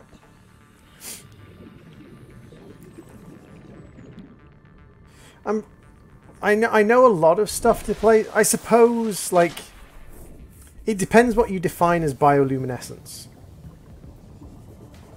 Because these guys glow in the dark. These guys have glowing fin tips. The Peeper has the glowing eye. It may be right. Reefbacks. Do reefbacks display bioluminescence? I suppose they do, don't they?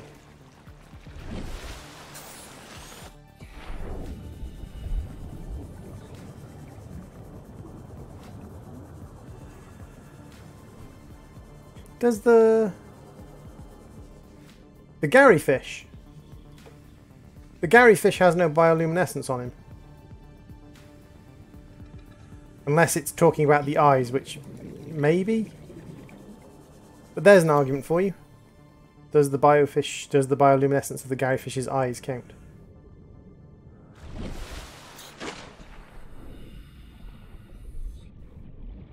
They've got the things on the bottom of them. True, very, very true.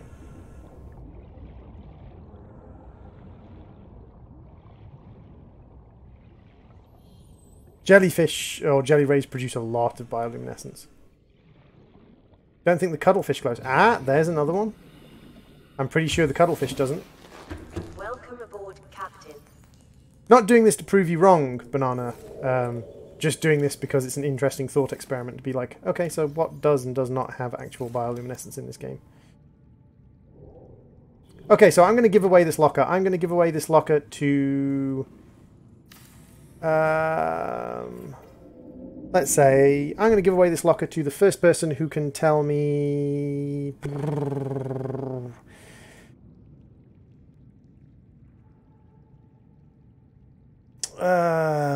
first person who can tell me the gas most commonly mixed with air for deep sea diving.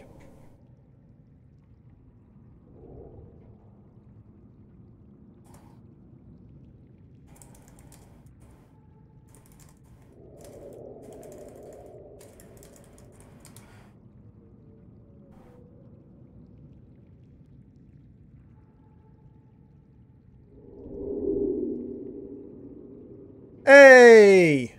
Well done, Kurumi. Kurumi has a locker.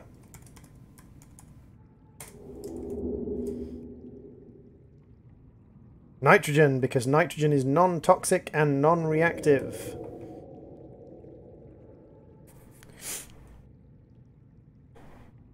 There we go. Kurumi can have this locker. You can be the medkit locker, Kurumi. Vital signs stabilizing.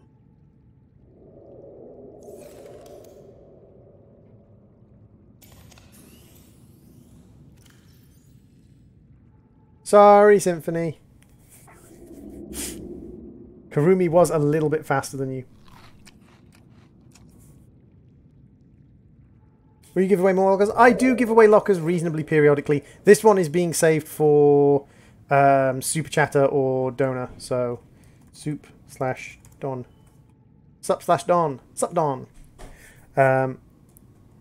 Yes, there is a stalker outside. The stalker keeps swimming around in circles around my base because he's a pain in my ass. What was I doing? Yes, I was building the... So 1, 2, 3, 4, 5, 6, 7...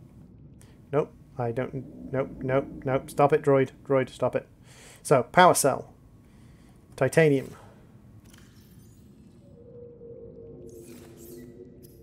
Glass.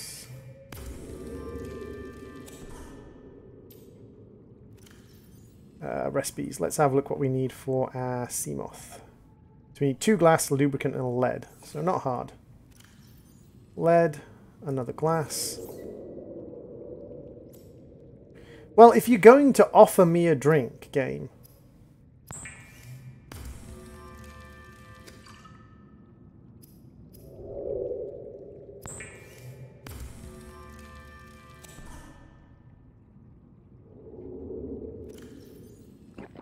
You can indeed get nitrogen drunk. You can also get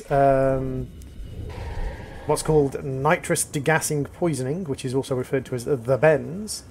And you can get that regardless of whether or not you've been breathing nitrogen. But yes, you can get nitrogen drunk. My partner is a certified scuba diver. Not a deep sea scuba diver, but just a certified scuba diver. She had to do it for her university course for marine biology.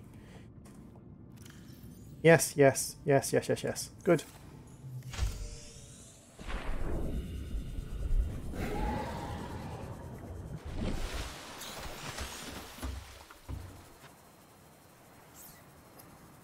Seamoth is a fast, safe mode of transport, but remember that swimming... I've been breathing oxygen. True, you have.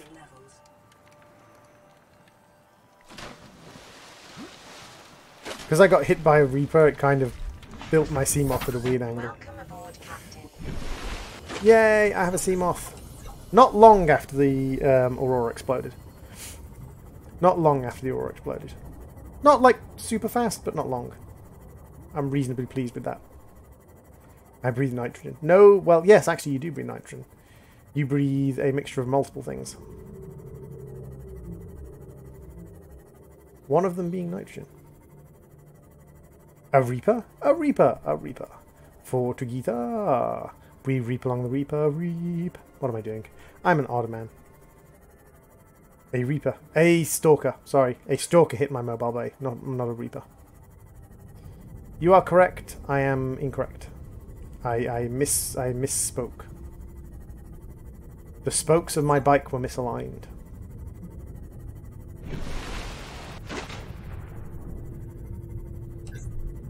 And thus do I bow to your greater knowledge. And pedantry.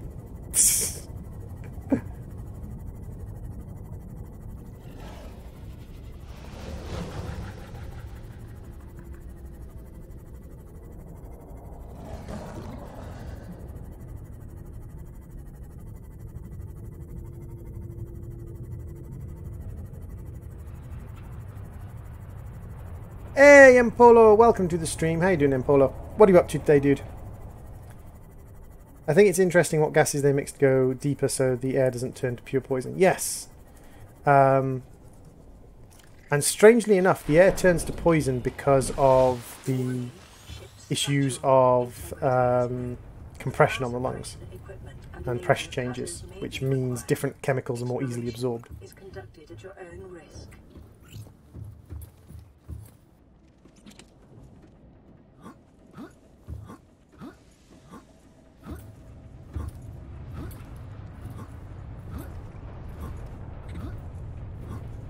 You go play some Brawlhalla? Awesome, dude. Caution. Scans Are you doing the ranked on Brawlhalla at the moment, Empolo? And if you are doing the ranked on Brawlhalla at the moment, where are you in the ranked? Because, like, I got into gold for the first time ever. I actually got a gold ranking. I actually got into gold. Like, I'm so terrible at games with competitive elements that I've never been in a gold league in my life in any video game. That's how bad I am at video games.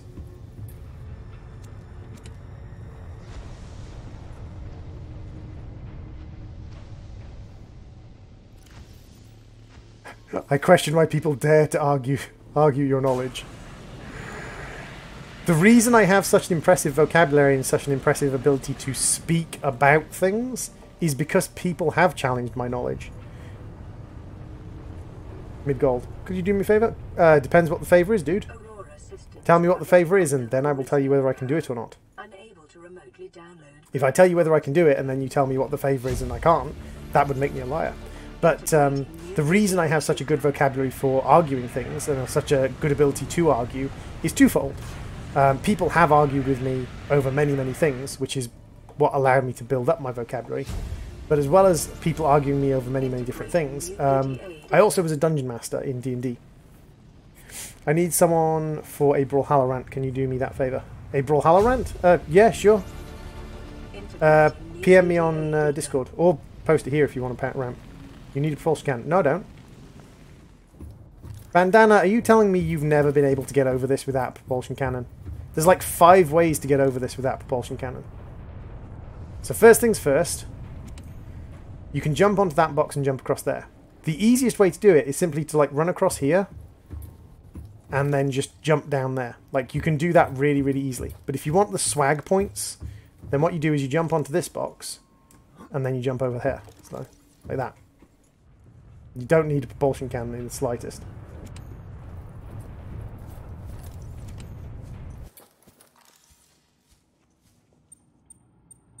Scans of damage to the Aurora do not match any known offensive technologies.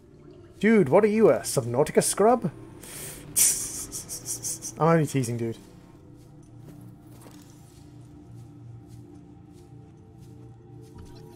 Discussing points of view. Not disgusting, discussing with a C. But yes, discussing points of view. The one problem and the one thing that we don't teach nowadays in schools, which I think is very important, is when you are discussing something with someone, when you are actually having a conversation with someone, you have to be open to their side of the conversation. Like I'm the kind of person where I am open to both sides of the conversation. I will have my beliefs, but if you present me with evidence that my beliefs are wrong, I'm perfectly happy to change my beliefs.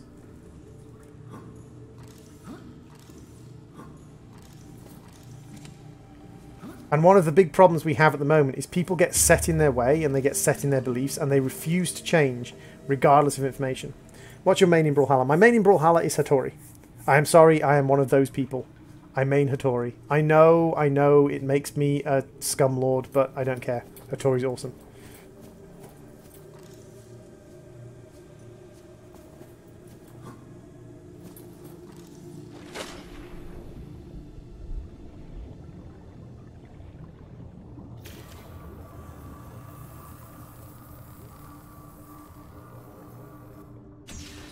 It's really, really easy, Bandana. So what you need to do if you want to get to the inactive lava zone, to get past the Ghost Reaper, is, depending on what kind of vessel you're in, I'm assuming you're going to be in a Cyclops, turn your engine onto silent running mode and hug the right-hand wall. Hug the right-hand wall along the edge and go sort of that way. Warning, local radiation at maximum tolerable level. New blueprint acquired. Containment breach repaired. Further breaches detected. Oh, I love Asuri. Asuri, Hattori, and Queen Nai are my mains. Are my trifecta of frustrating people. Most of the time you're in a prawn. With the prawn, it can be a little bit difficult to get past the Ghost Reaper because of the way the Ghost Reaper moves around the cavern. It's much easier with a Cyclops. But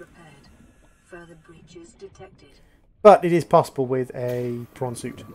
Just remember to stick to that right-hand wall and get yourself down over the lip of the next fall, the next sort of fall downwards as soon as possible. Keep yourself low to the ground and keep yourself tight to the right-hand wall. and you can get past the Ghost Leviathan really, really easily. Containment breach repaired. Oh god, you're an Orion player. I mean, Ragni are fine, but you're an Orion player, dude. Like, ew. What about a Seamoth? Same technique is like stick to the right-hand wall. The main problem with the Seamoth and the Cyclops, which makes it hard to get past... not the Seamoth and the Cyclops, the Seamoth and the Prawn Suit, which makes it hard to get past the Ghost Reaper Leviathan, is because of the inability to turn them into silent running mode. Every creature in this game, every aggressive creature, actually has a reason for attacking you. And that's one of the things I love about this game. The Ghost Reaper Leviathan is attracted to electromagnetic signals. So when you turn yourself into silent mode, or if you turn your engines off, the Ghost Reaper Leviathan doesn't really get attracted to you at all. Drive core breach sealed. Radiation levels decreasing.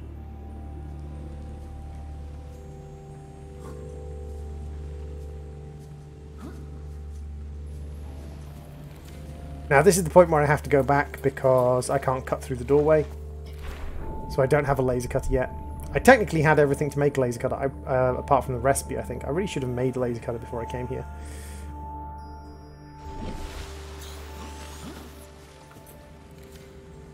You're a scythe main. Ah, fair enough. I'm a spear main with a sword secondary. But I'm spear. I go spear, sword, then kunai. Oh, not kunai, kema. Katar. Spear, kunai, katar. Spear... No, spear, sword, katar. There we go. Spear, sword, katar. I finally managed to get out the sentence I was trying to get out, but kept saying the wrong word for weaponry.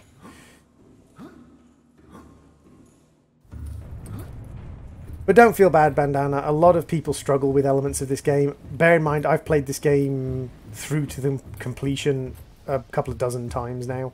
So I know a lot of the tricks, and I'm the kind of person who I'll experiment and poke and prod a game. Like, I'm never really going to speedrun a game. I did a little kind of like, let's see how fast I can do this on this game, but I'm never going to properly speedrun a game.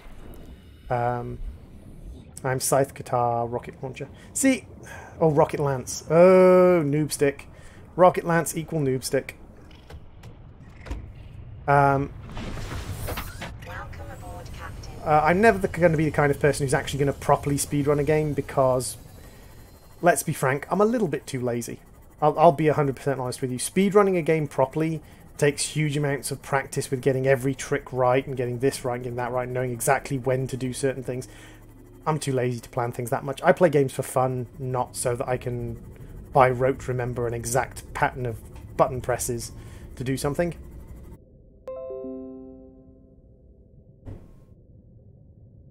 Hello.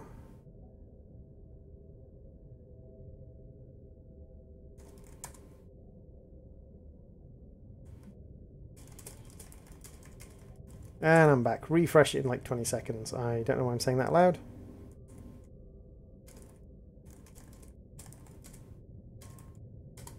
And I'm going to have to restart my restream chat because my restream chat's balked.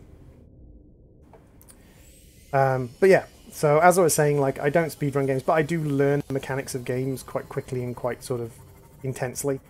So I tend to know the mechanics of games that I'm playing quite well. And that leads me to sort of knowing a lot of where to go and when to do things and how to manipulate things.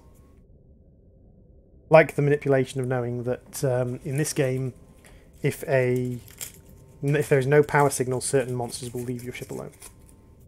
That's what I was trying to get out when the stream crashed.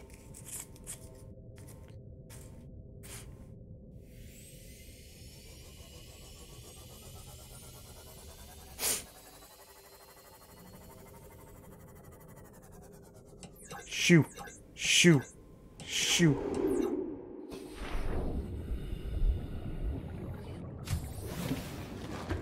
Welcome aboard, Captain.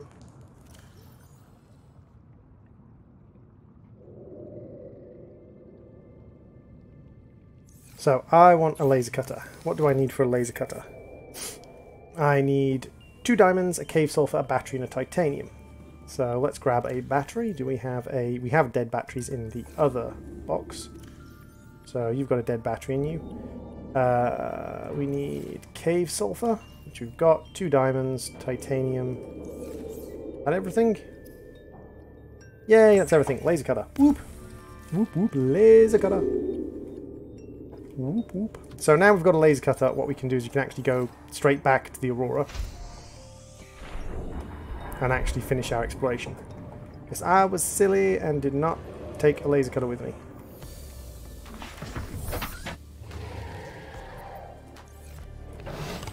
Yeah, by the way, you can do that. You can open your interface and venue and then press E very quickly and you'll jump into the submersible. For those people who just want to, you know, cheese a little bit of being bitten in the ass by a stalker. Like me. Dolphin jump.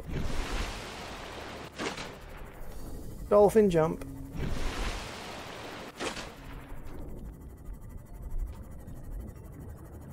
Dolphin jump.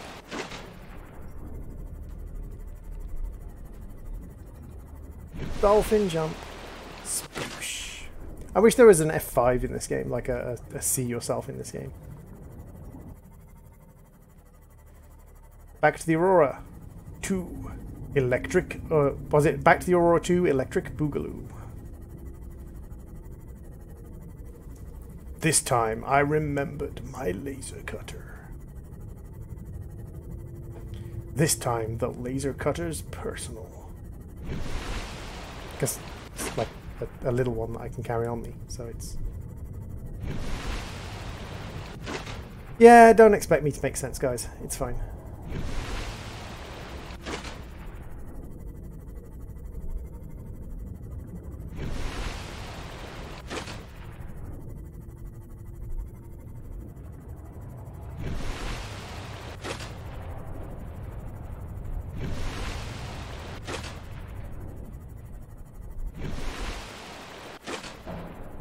Be careful not to beach your submersible.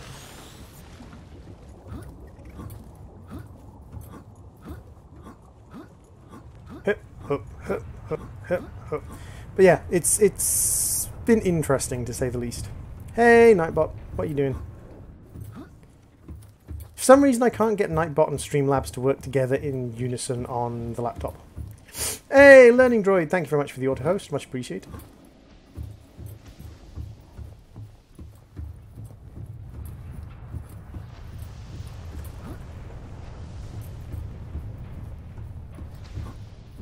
That, by the way, is my other channel. Hey, Quacksar, welcome back. How you doing, dude?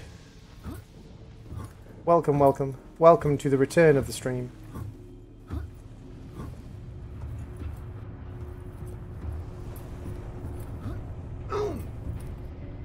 And that's the other way to do it, by the way.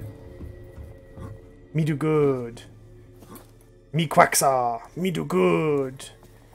Me smash puny earthling.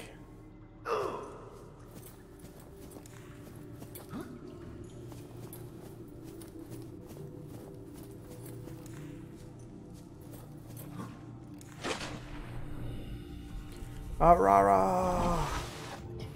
Welcome to the Aurora. So I did a D&D campaign for another YouTuber and a couple of his mates, which he posted up on his channel, which was a sci-fi campaign, which I thought was great fun. I really enjoyed the campaign itself. It was very entertaining to play. Quite entertaining DM. Don't forget there are leeches. What, you mean like that one? Screw your leeches. I ain't scared of no leech. I ain't scared of no leech.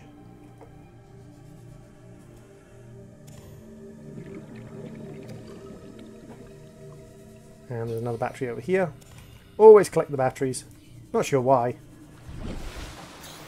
Because you should, I suppose. Good practice. Never know when you're going to need a battery. This occasionally bugs out even in the completed version, which is a problem, which sometimes you can't actually scan it. Grumpy Brit, still hosting. Thank you very much, dude. Picking up a faint black box signature originating on the other side of the hull breach in this room.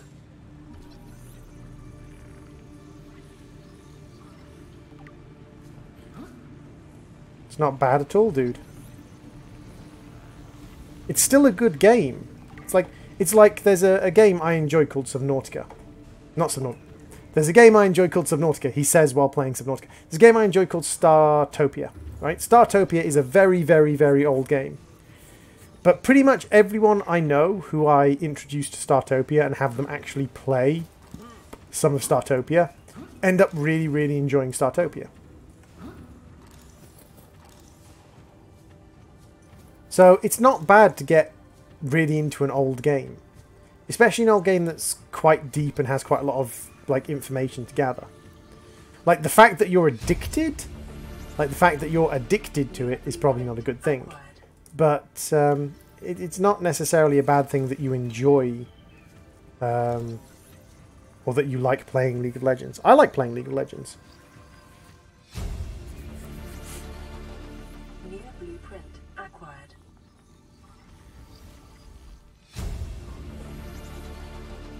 New blueprint. Altera HQ telling me to leave the vending machines alone. Very possibly. And of course, we are about to collect the most important item in this game. The most important item in this game. Acquired. The Keep Calm Kitty poster. Who's a good kitty? Who's a good kitty? Integrating new PDA data. It happens, Symphony. It happens in every single competitive game. If there's... This is the thing that, again... and again, I'm going to bore you all by talking about self-efficacy theory. So there is a principle called self-efficacy. Self-efficacy English. Self-efficacy is the principle of how much someone has confidence in their own abilities and how much someone is comfortable and happy engaging in what they're engaging in, right? That's self-efficacy theory. And it's a well-documented psychological thing. Praise the Keep Calm post, exactly. The problem that a lot of multiplayer games have, PvP multiplayer games. Hey, Bean Boys, welcome to the stream. That's okay, it's night, but it's only a 5-second warning, dude. Don't worry about it. It's not. I'm not actually angry. That's just to stop people flaming. But the important thing to note about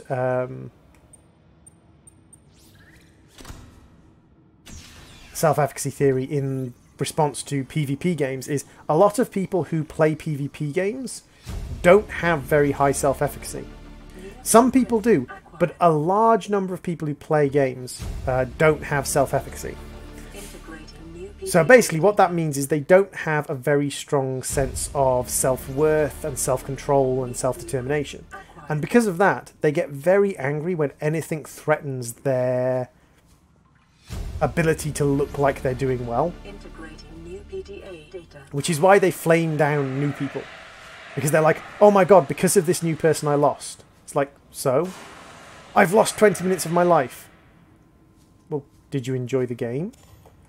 If you enjoyed playing, then... But the only reason they enjoy playing is because they enjoy winning. And the reason they enjoy winning is because they have low self-efficacy. Do you see that where the sort of problem becomes cyclical? Played with my 5-month-old nephew. See, that's the thing. Like, you're playing for fun and you're playing in a relaxed environment and playing in a positive way. That's a great thing to do. Like, I like League of Legends, and I will play multiplayer matches of League of Legends. And if I lose, I lose. And if we have someone who on our team who is bad, we have someone who on our team who is bad. So, what is it about you winning that is so important that you're a douchebag about it? That's what I don't get about a lot of these people. They end up being grade A douchebags about it, and it's like, why? What is it about not winning that is so vitally important to you? Brawlhalla help. If you're on Discord, dude, it's the GamingDroid 5968, I think. Let me check. It's the GamingDroid 9000, and I think it's... Where can I see my code again? Sure, it says my code somewhere.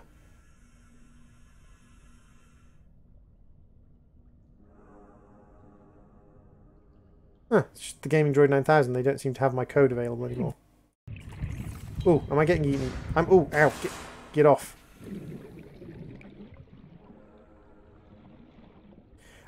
I don't often stream LOL, League of Legends, just because, like, when I stream League of Legends, barely anyone watches. But if people wanted to watch, that's fine.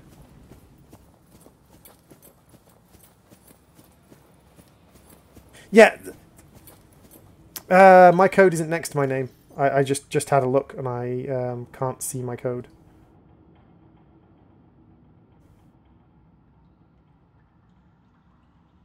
Like, my code doesn't appear next to my name as far as I can see.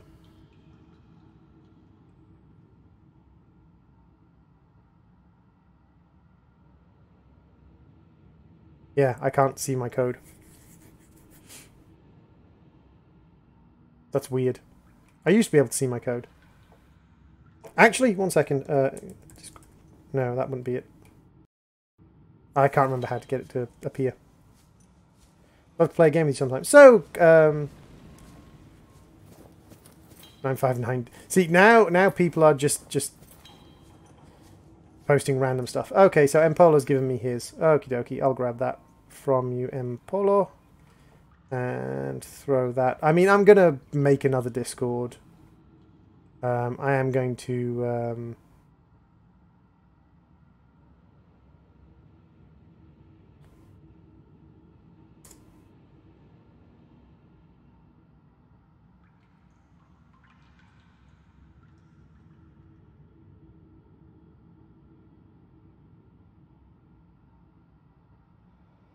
I'm going to make a Discord again, because I did sort of delete my Discord for a while. 5801. There we go. Symphony has it, 5801. A lot of gamers don't look for fun. Me, I play games for the entertainment value. The funny thing is, like, I get flamed out on games for being bad at the game, and I'm like, well, wait a second, you're also in Bronze League. You're obviously not that good at the game if you are also in Bronze League.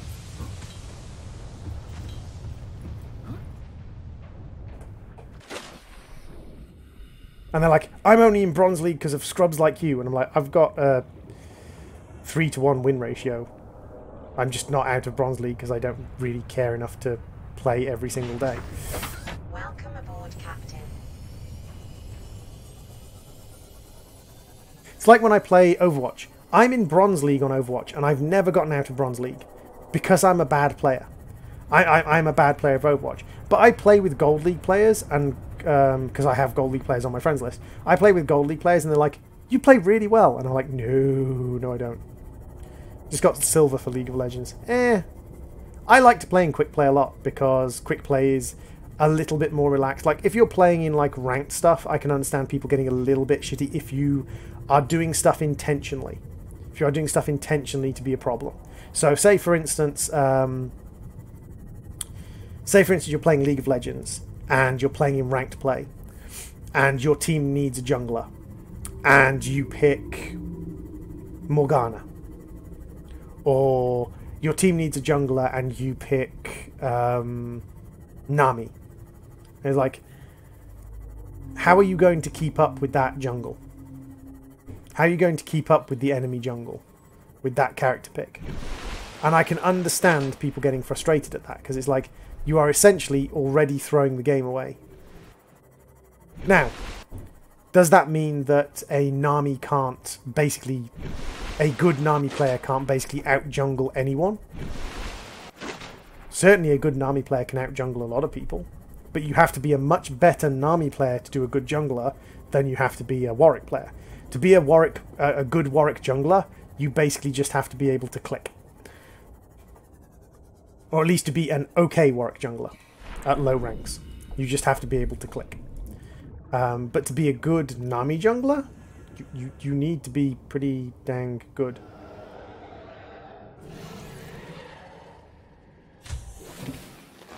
Welcome aboard, Captain.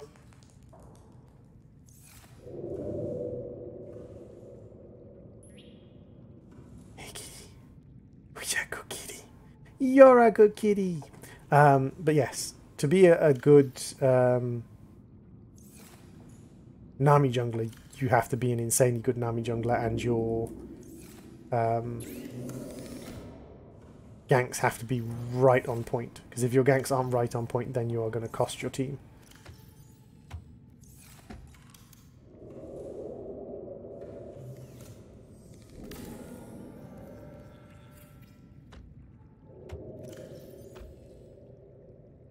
Okay. The poster is in the cafeteria on the Aurora. Bean Boys. Cafeteria on the Aurora. Jungling is hard, and they're changing the jungle again. See, jungling for me is really easy. I play a vicious Warwick.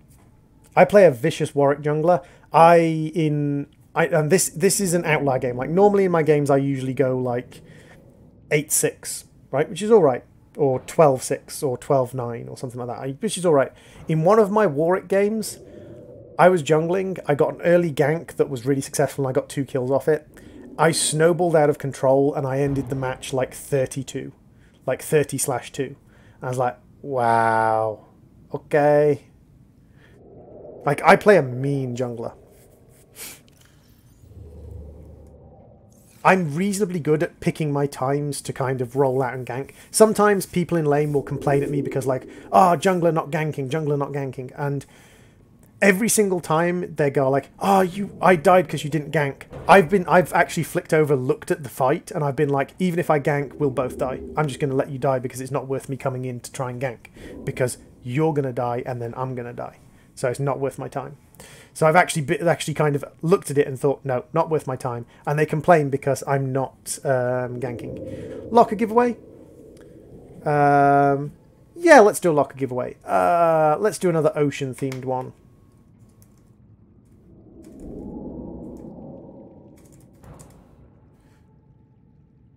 So, the deepest ocean trench in the world is the Mariana Trench, right? But there is another trench which is only 20 meters less deep. There's only another trench that is only 20 meters shallower than the Mariana Trench, right? So it's almost exactly the same depth as the Mariana Trench. Can you name that trench? What is the second deepest ocean trench in the world? And no, Kurumi, you cannot win.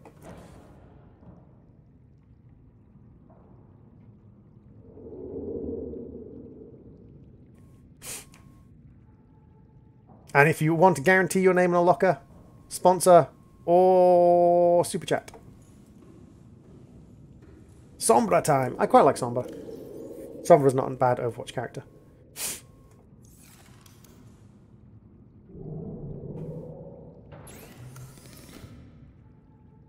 Copper and titanium.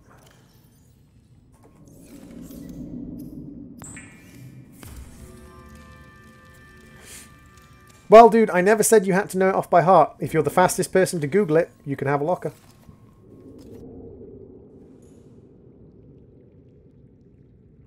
Buying items equals skill. Yeah, I've seen that a lot, Bean Boys. I've seen the whole, like, Tonga Trench, which is the one that's close to it. Tonga Trench, well done.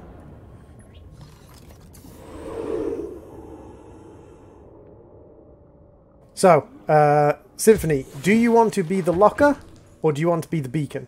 I will give you a choice, Symphony. Locker or beacon? Locker or beacon? Locker or beacon? Which do you want? Locker or beacon?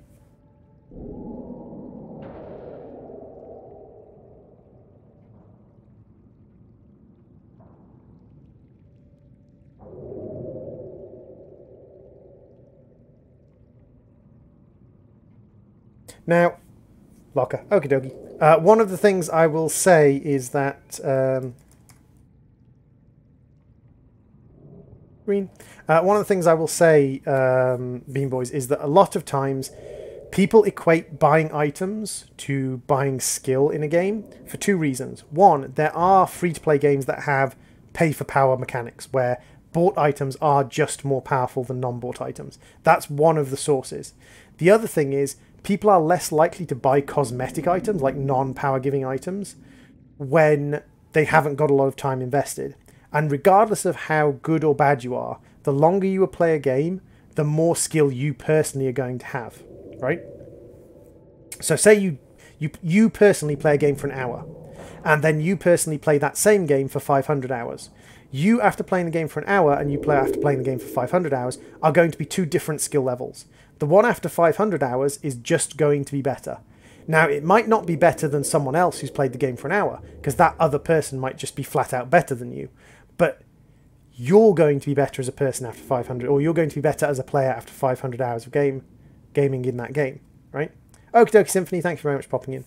So, people equate buying items to buying skill, because the longer you stay in a game, the more likely you are to buy cosmetic items, and the longer you stay in the game, the more likely you are to be a skilled player. So, the two things correlate, but there's no causation. There's a correlation, but no causation at all, which is why you get this issue of people thinking there is causation when there isn't. Titanium and copper again. Copper, titanium.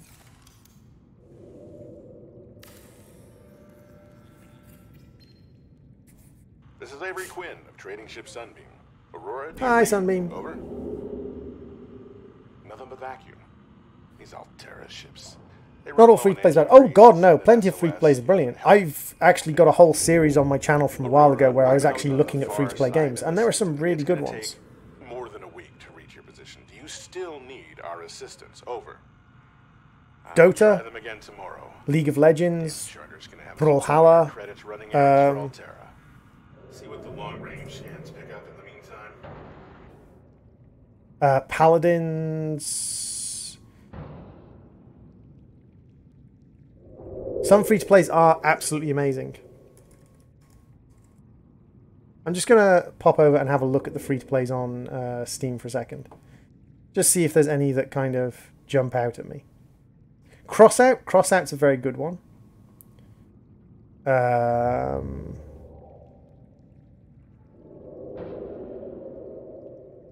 I've heard good things about Cave Digger.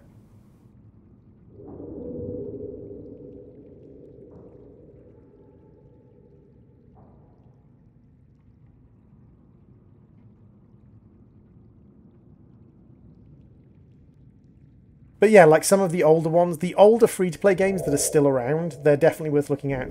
Things like Brawlhalla, Paladins, Dota, League of Legends.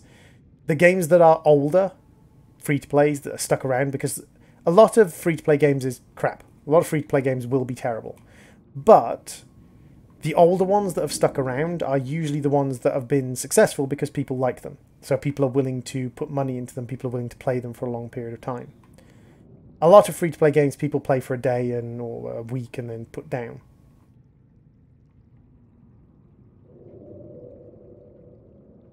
Tanky looks quite good as well. But yeah, there's some interesting like free-to-play stuff in the free-to-play sphere. But definitely the older stuff that's still successful, still popular, is worth checking out. So, what was I doing? Where was I going? What was I doing again? I'm confused. What am I doing again? Who would have what with the hat now? Oh, I have to go over to the island. Yes, I have to go over to the landfall island. So I'm all topped up and ready to go. Baldi Basics. No, I haven't. What is Baldi Basics? Welcome aboard, Captain. I tell you what, as I only have one sponsor at the moment, I'm going to... Where's the beacon? There's the beacon. I'm going to call this Elven Female Base. Elven Female Base. No. Elven Female Child. And for those people who don't get that, my sponsor is a woman called Elf Notson, or called Elf Daughter Games. Her name's Elf Daughter Games, and I call her Elf Notson. And I think I may have gotten myself stuck in the legs of...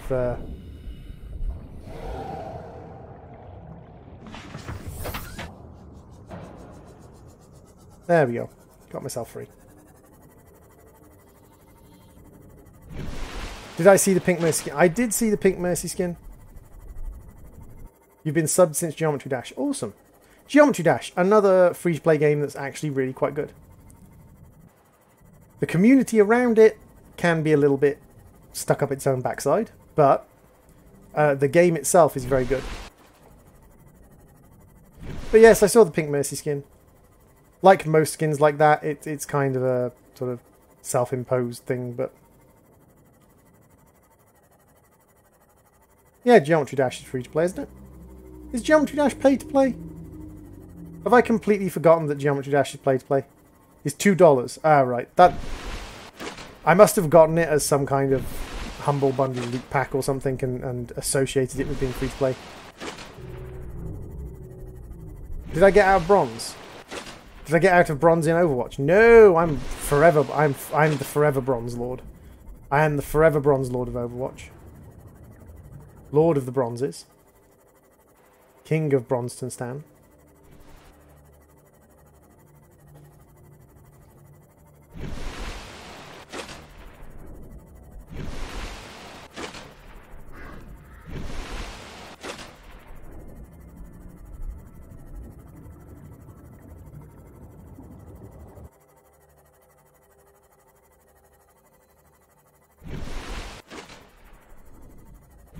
Will you stream Overwatch? I'll stream Overwatch at some point, I'm sure.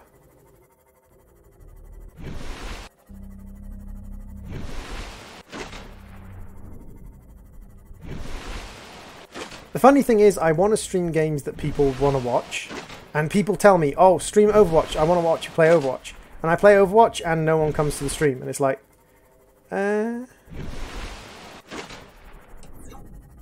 It's like Grumpy Brit. Grumpy Brit plays a lot of Minecraft, and he says he wants to stream other stuff, and people say, oh, stream some Skyrim.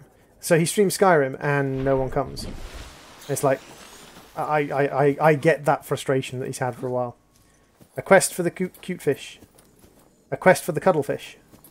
Picking up multiple energy signatures on the island's surface. Change of plan, you're going to live stream some Subnautica. Fair enough.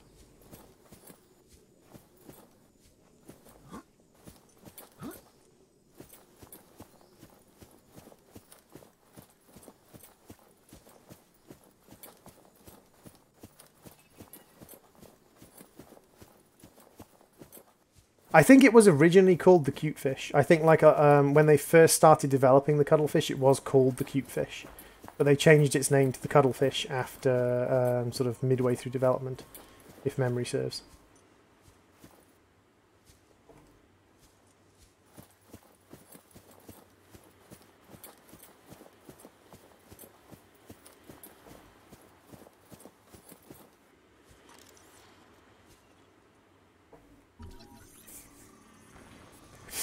Hopefully YouTube isn't making this completely impossible to see, because it is quite dark. Why do I always start my expeditions at night? New blueprint acquired. Not really sure why I always start my expeditions at night. I haven't watched Subnautica since 8-Bit Ryan finished the game. Yeah, that's a common one. I've had people ask me, like, why would you ever play Subnautica, like no one watches that anymore? It's like, because I enjoy playing Subnautica. Hey, Londek, welcome to the stream, Lon. How you doing? New blueprint acquired. How goes the Lonnie Pins?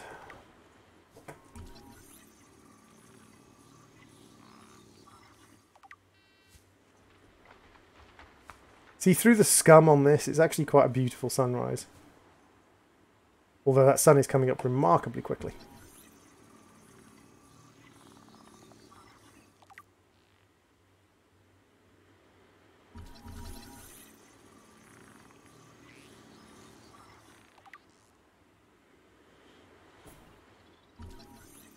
Grab a basket. Fern plant. There we go. Subnautica is a peaceful game where fish can kill you. See, the whole thing about the fish being deadly, like, the number of times I've died to fish in this game, I can count on one hand, sorry. The number of times I've died to oxygen depletion in this game, uncountable. I've literally died to fish in this game 3 times, and I have completed this game over and over and over again. The fish are really, really not that dangerous.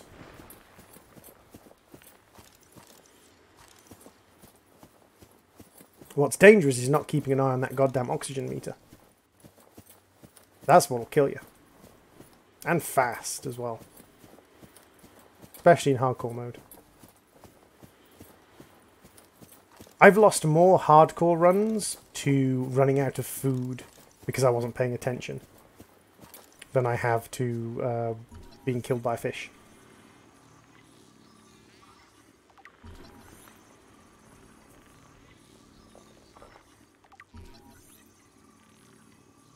I don't think I've ever actually been killed by a Ghost Leviathan.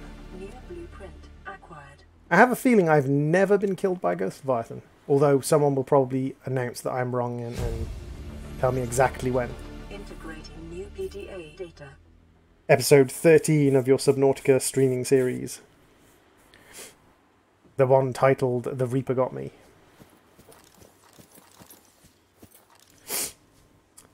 I have died to the Sea Dragon a couple of times. I've died to the Reaper once. I've never died to the Ghost Leviathan. That day came and went blinking quick, didn't it? I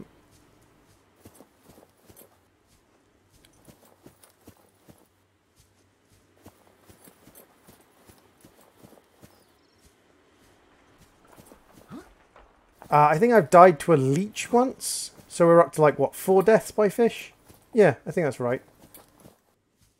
I've never been killed by the crabs. I've never been caught by a mesmer. I've not once been caught by a mesmer in this game.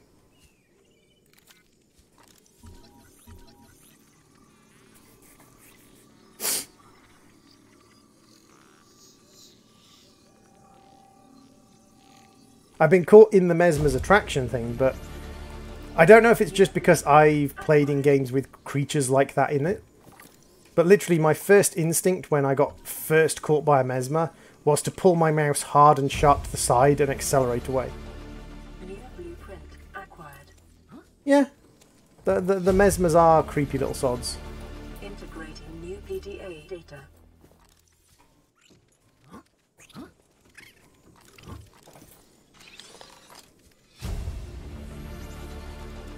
New blueprint acquired. Integrating new PDA data. And then the important data pad is down over here. Always remembering, of course, to pick up a bulb tree seed. Signal location. And that one gives you the Degassi base. That one gives you the Degassi base signal, which is the important signal. New PDA data.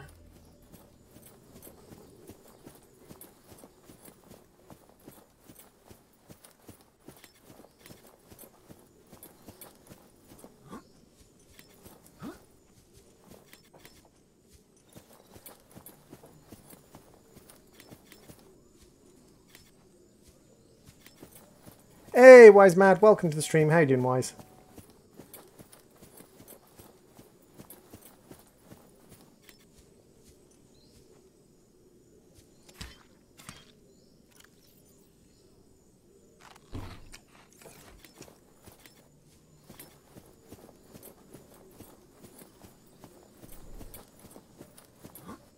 They did a good job of making the mesmer creepy.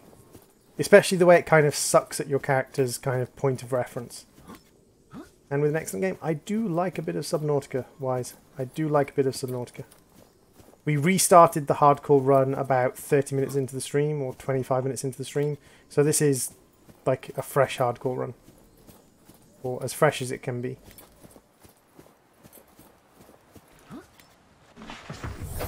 Welcome aboard, Captain. We very nearly had a sea moth before the Aurora exploded, which I was reasonably happy with.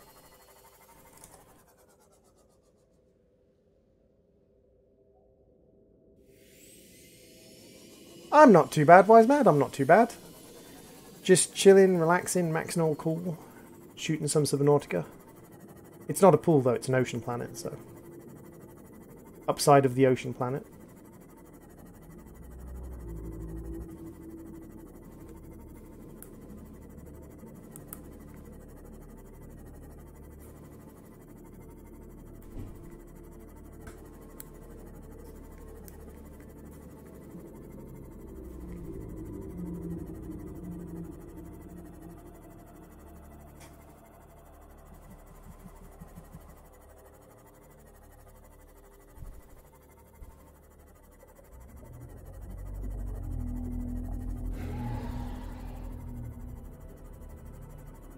Yeah, I'm also slightly impressed the mesmer affects my AI. I mean, like, it's obviously a very well-evolved species that it can affect both organic brains and positronic brains.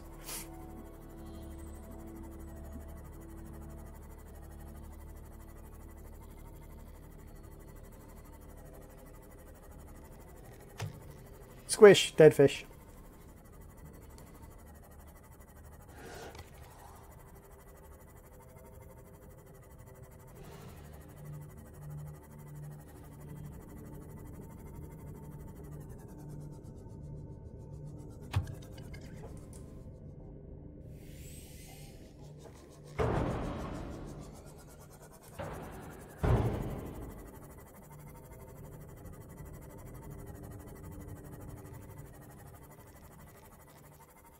Yeah, pretty sure. Pretty sure it was.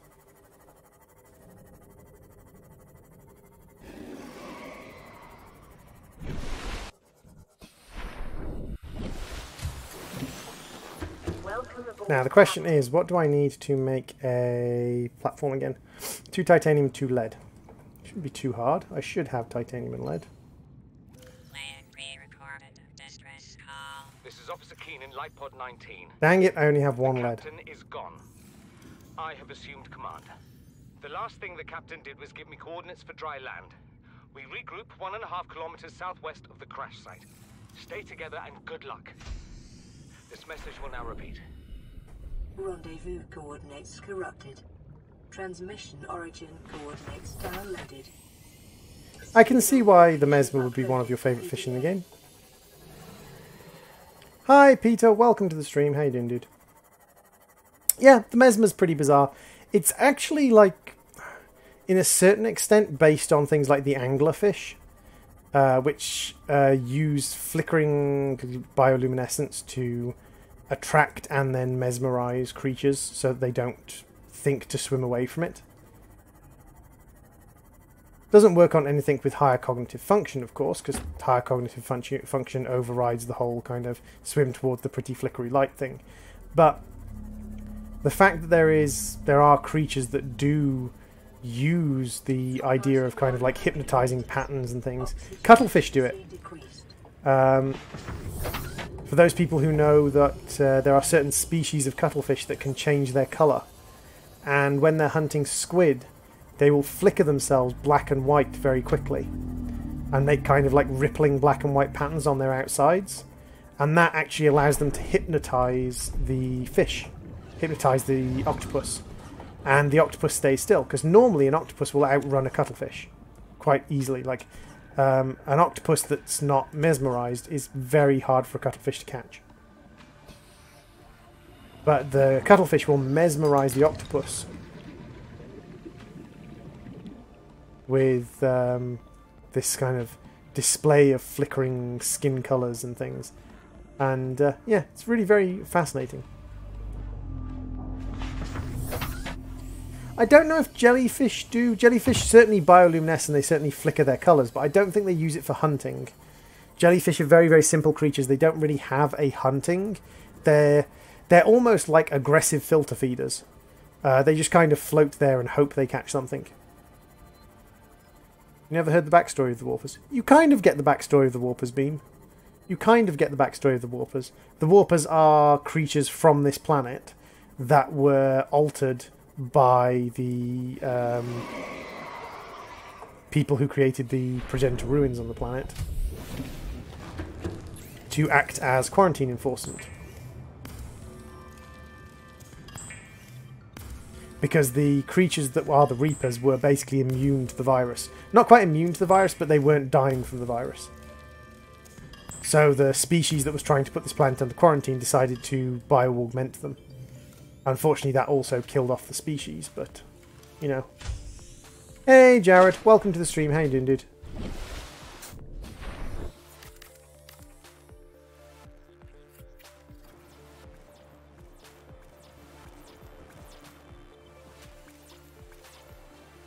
Wait, I thought I didn't pick up the other lead. Some fish get attracted by the jet. True, true, I suppose. I wouldn't call that so much mesmerization as just luring.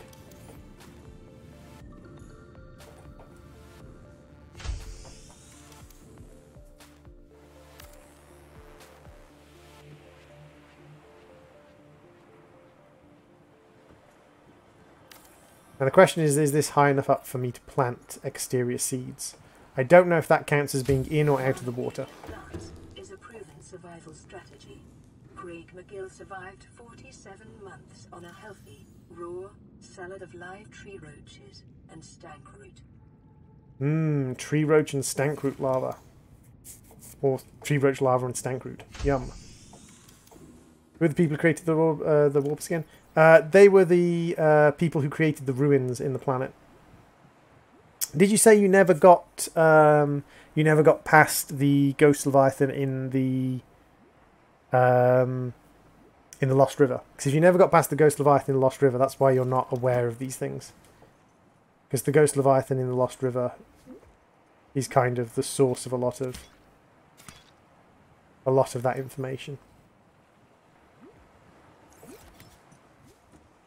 Okay, so they're kind of getting a bit sea salty, but that's fine. They'll grow.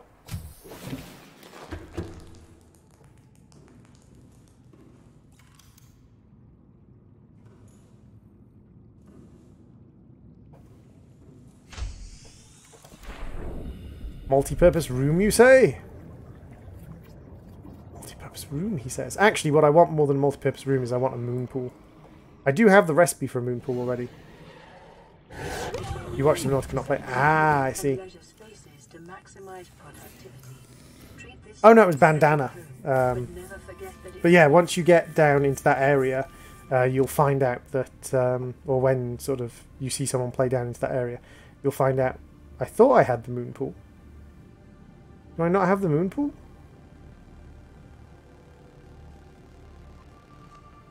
Oh, I don't have the moon pool recipe. Well, that sucks.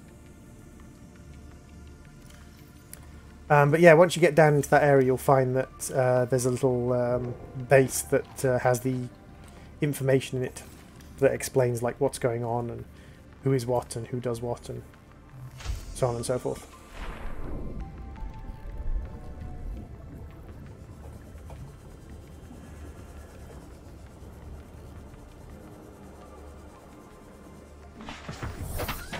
By the way, everyone, thank you very much for popping into the stream. Having 8 viewers here is wonderful. It's great to see people enjoying the stream. I want to go to Second Officer Keen because we want to go and get the moon pool fragments, and they're usually over by Second Officer Keen. Got a decent chance of getting the moon pool fragments from Keen's location.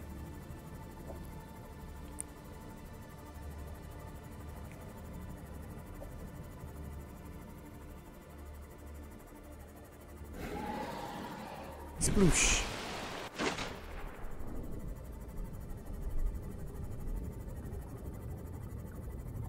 True, it does. But I prefer to go to Second Officer Keen's location. Hey, my Russian friend, welcome to the stream. You should play / stream Baldi's Basics. Again, it's one of those things where I might enjoy the game, but I also probably wouldn't get many people watching. I'd probably get a lot less people watching than are watching Subnautica. And 8 is not a lot of people watching. You're back to your PC. I am back on my PC. I'm back on my PC. I'll have to try and find a way of taking my PC down to my partner's house and setting it up there so I can stream from my partner's house. Even if it's only a couple of hours a day. I did put out videos. I was putting out videos. So I wasn't completely ignoring you guys. I was putting out videos for you to watch while I was down there. I mean, it was all pre-recorded stuff, but in fact, while I was down there, my partner started playing the same mod pack, Modern Skyblock 3, and I've actually learnt a few things that I can take over. First off, make a goddamn rod of the earth, so that I can make dirt much more easily. Second thing is a few bits and bobs about factory tech and making factory tech a lot easier on myself. Like making it a lot easier to do factory tech.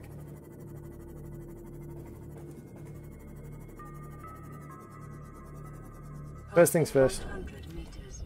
Oxygen efficiency decreased. Hey, Devontae. Oh, if it's a horror game, I'm definitely not going to play it. Welcome aboard, Captain. I'm not into horror games. Not because they scare me, but just because like I'm not a fan of horror games. How you doing, Devontae? Passing 200 meters. Oxygen efficiency greatly decreased. Yoink. Integrating new PDA data. Signal location uploaded to PDA.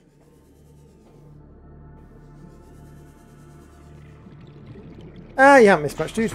We're just headed over here to... oh, yes, rubies. That's the other reason you come down here. Here's a readily available source of rubies. And I suppose I should grab an eye stalk seed while I'm here, because I'm going to need one later. Grab all the rare resources while I'm here. New blueprint acquired.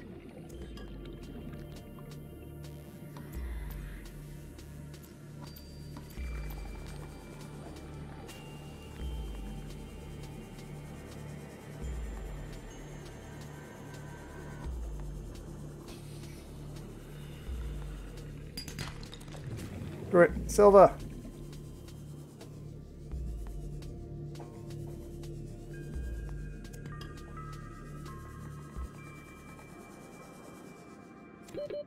Seconds. Just because I don't enjoy particular kinds of game, dude, doesn't mean they're bad.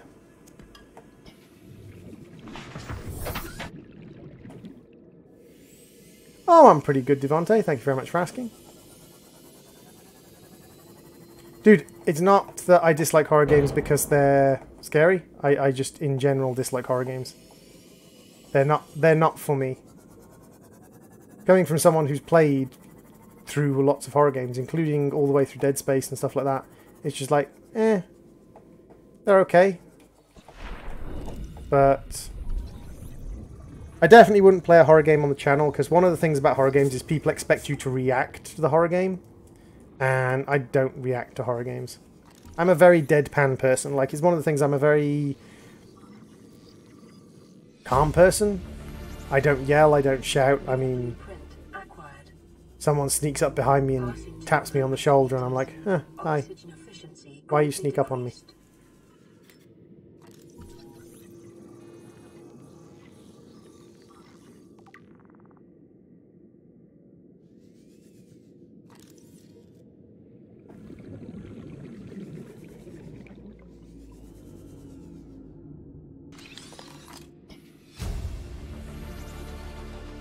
New blueprint acquired.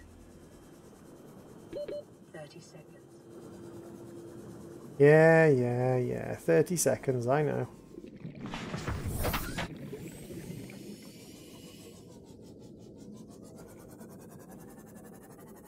As I said, like, I play games for fun, and I've only found a couple of horror games ever that have actually been able to be enjoyable for me. You're unfortunately the complete opposite. That's good. That's good. Well, that's... Wait, complete opposite of what? Complete opposite of not liking horror games, or complete opposite of being in a good mood and being okay? Because if you're the complete opposite of being in a good mood and being okay, that's not good.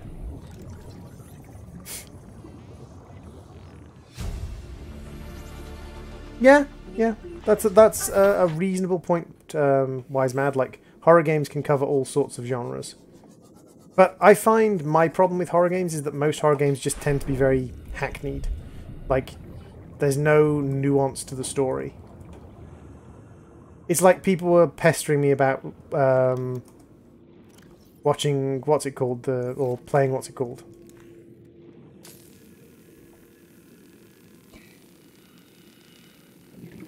My ex-wife still misses me, but her aim is improving. Yeah, that's a common one.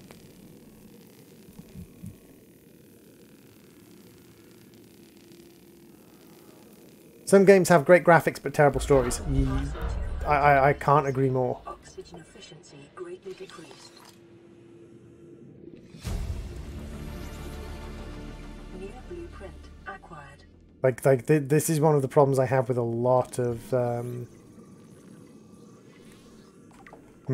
modern games, shall we say, quote unquote modern games in inverted commas.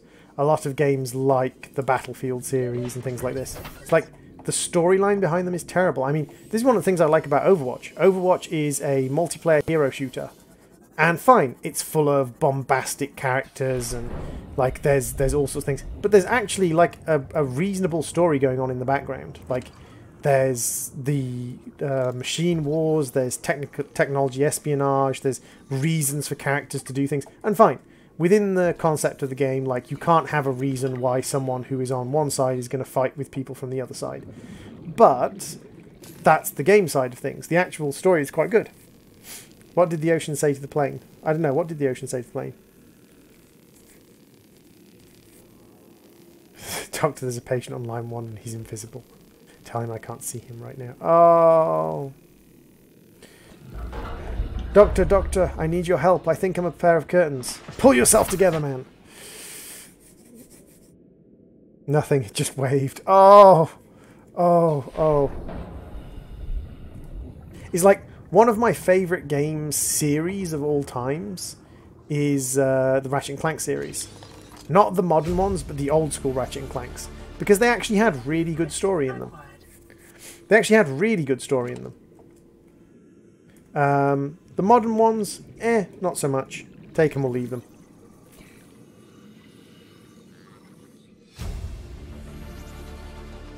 New blueprint acquired.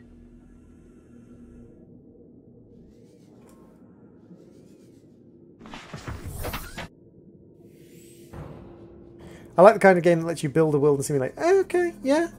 I can see the approach to that. Things like Sims, SimCity, that sort of shiz.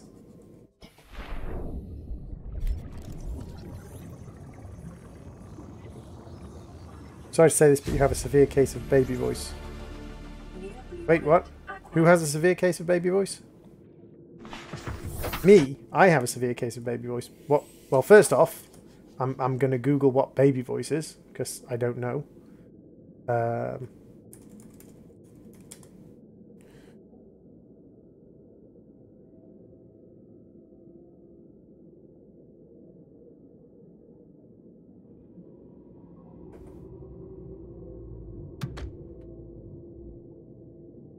Young women affect the high-pitched voice of prepubescent girls.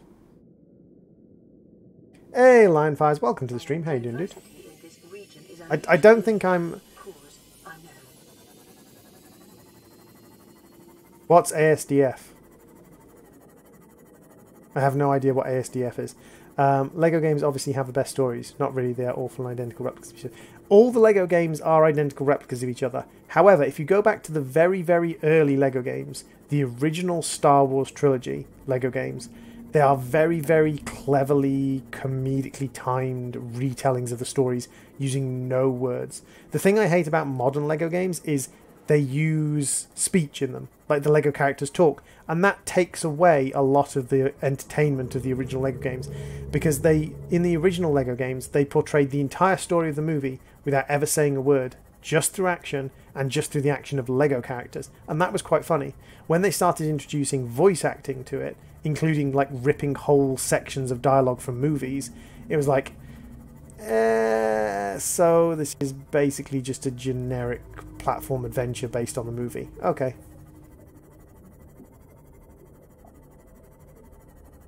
Again, don't know what ASDF is.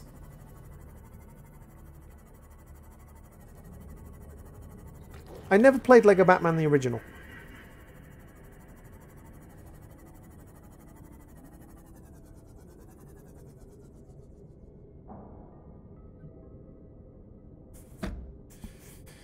Don't you get going on at me about being old, Bean Boy. My partner's already done that terribly to me while I was looking after her. I went down to visit my partner to look after her after she had surgery, and she teased me mercilessly. She teased me mercilessly about how old I am. She didn't really. I'm exaggerating terribly. Why do some people still think the world is flat? Because if you gathered 100,000 people in a room and you told them the air is made of oxygen and we breathe it and that's why we breathe, I guarantee you one of them would argue with you that it's not. It's just some people have contrary psychology. Some people just have psychology that makes them contrary to anything and everything.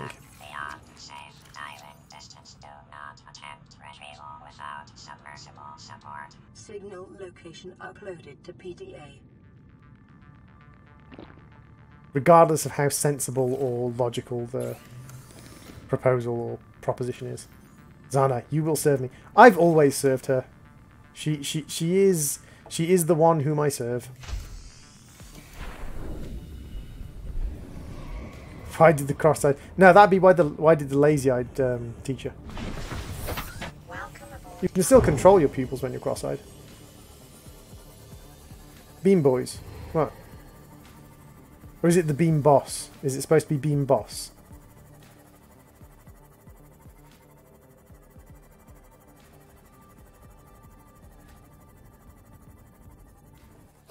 But yeah, like, I will always serve her. And the thing is, like, I tease her terribly, and I tease her terribly about her teasing me terribly. Like, I make her out to be this terrible person who teases me. Actually, she's very, very sweet. Very, very sweet to me and very, very sweet to many other people. But I like to tease her because it's so easy. Oxygen efficiency decreased. She would like to play Subnautica, but her laptop just is completely incapable of running it, and my PC is not anywhere near her house. My PC is at the house where I care for someone who has physical disabilities, which is what I do. I am a carer. I'm a caregiver. So my PC is there because that's where I spend most of my time, because I have to be there to look after people. So unfortunately, she can't play Subnautica on my PC, but she does want to play Subnautica. And if I ever take my PC down there, I'm sure I will let her play Subnautica. Play We Were There with Zana. I would like to play We Were There with Zana, actually. She has a very active and intelligent mind, and I think we blast through the puzzles like ridiculously fast, though. That's my only concern, is we'd complete the puzzles too quick.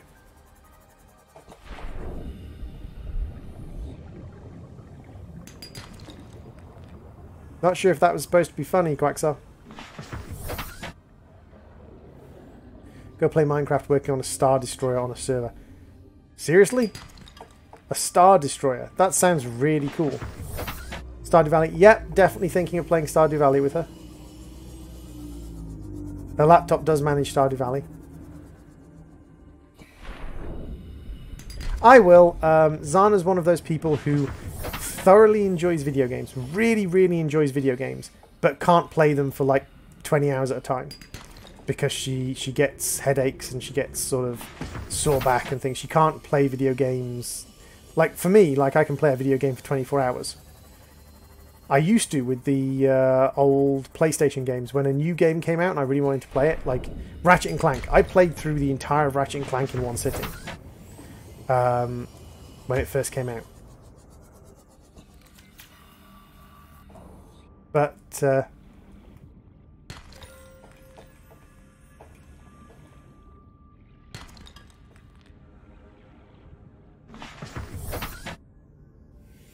yeah, she really likes video games, but she can't play them unendingly. She hasn't built up the resistance to the gamma rays of the screen the way we have. Try The Last of Us, great storyline. Yes, I've seen The Last of Us. I know the story behind The Last of Us.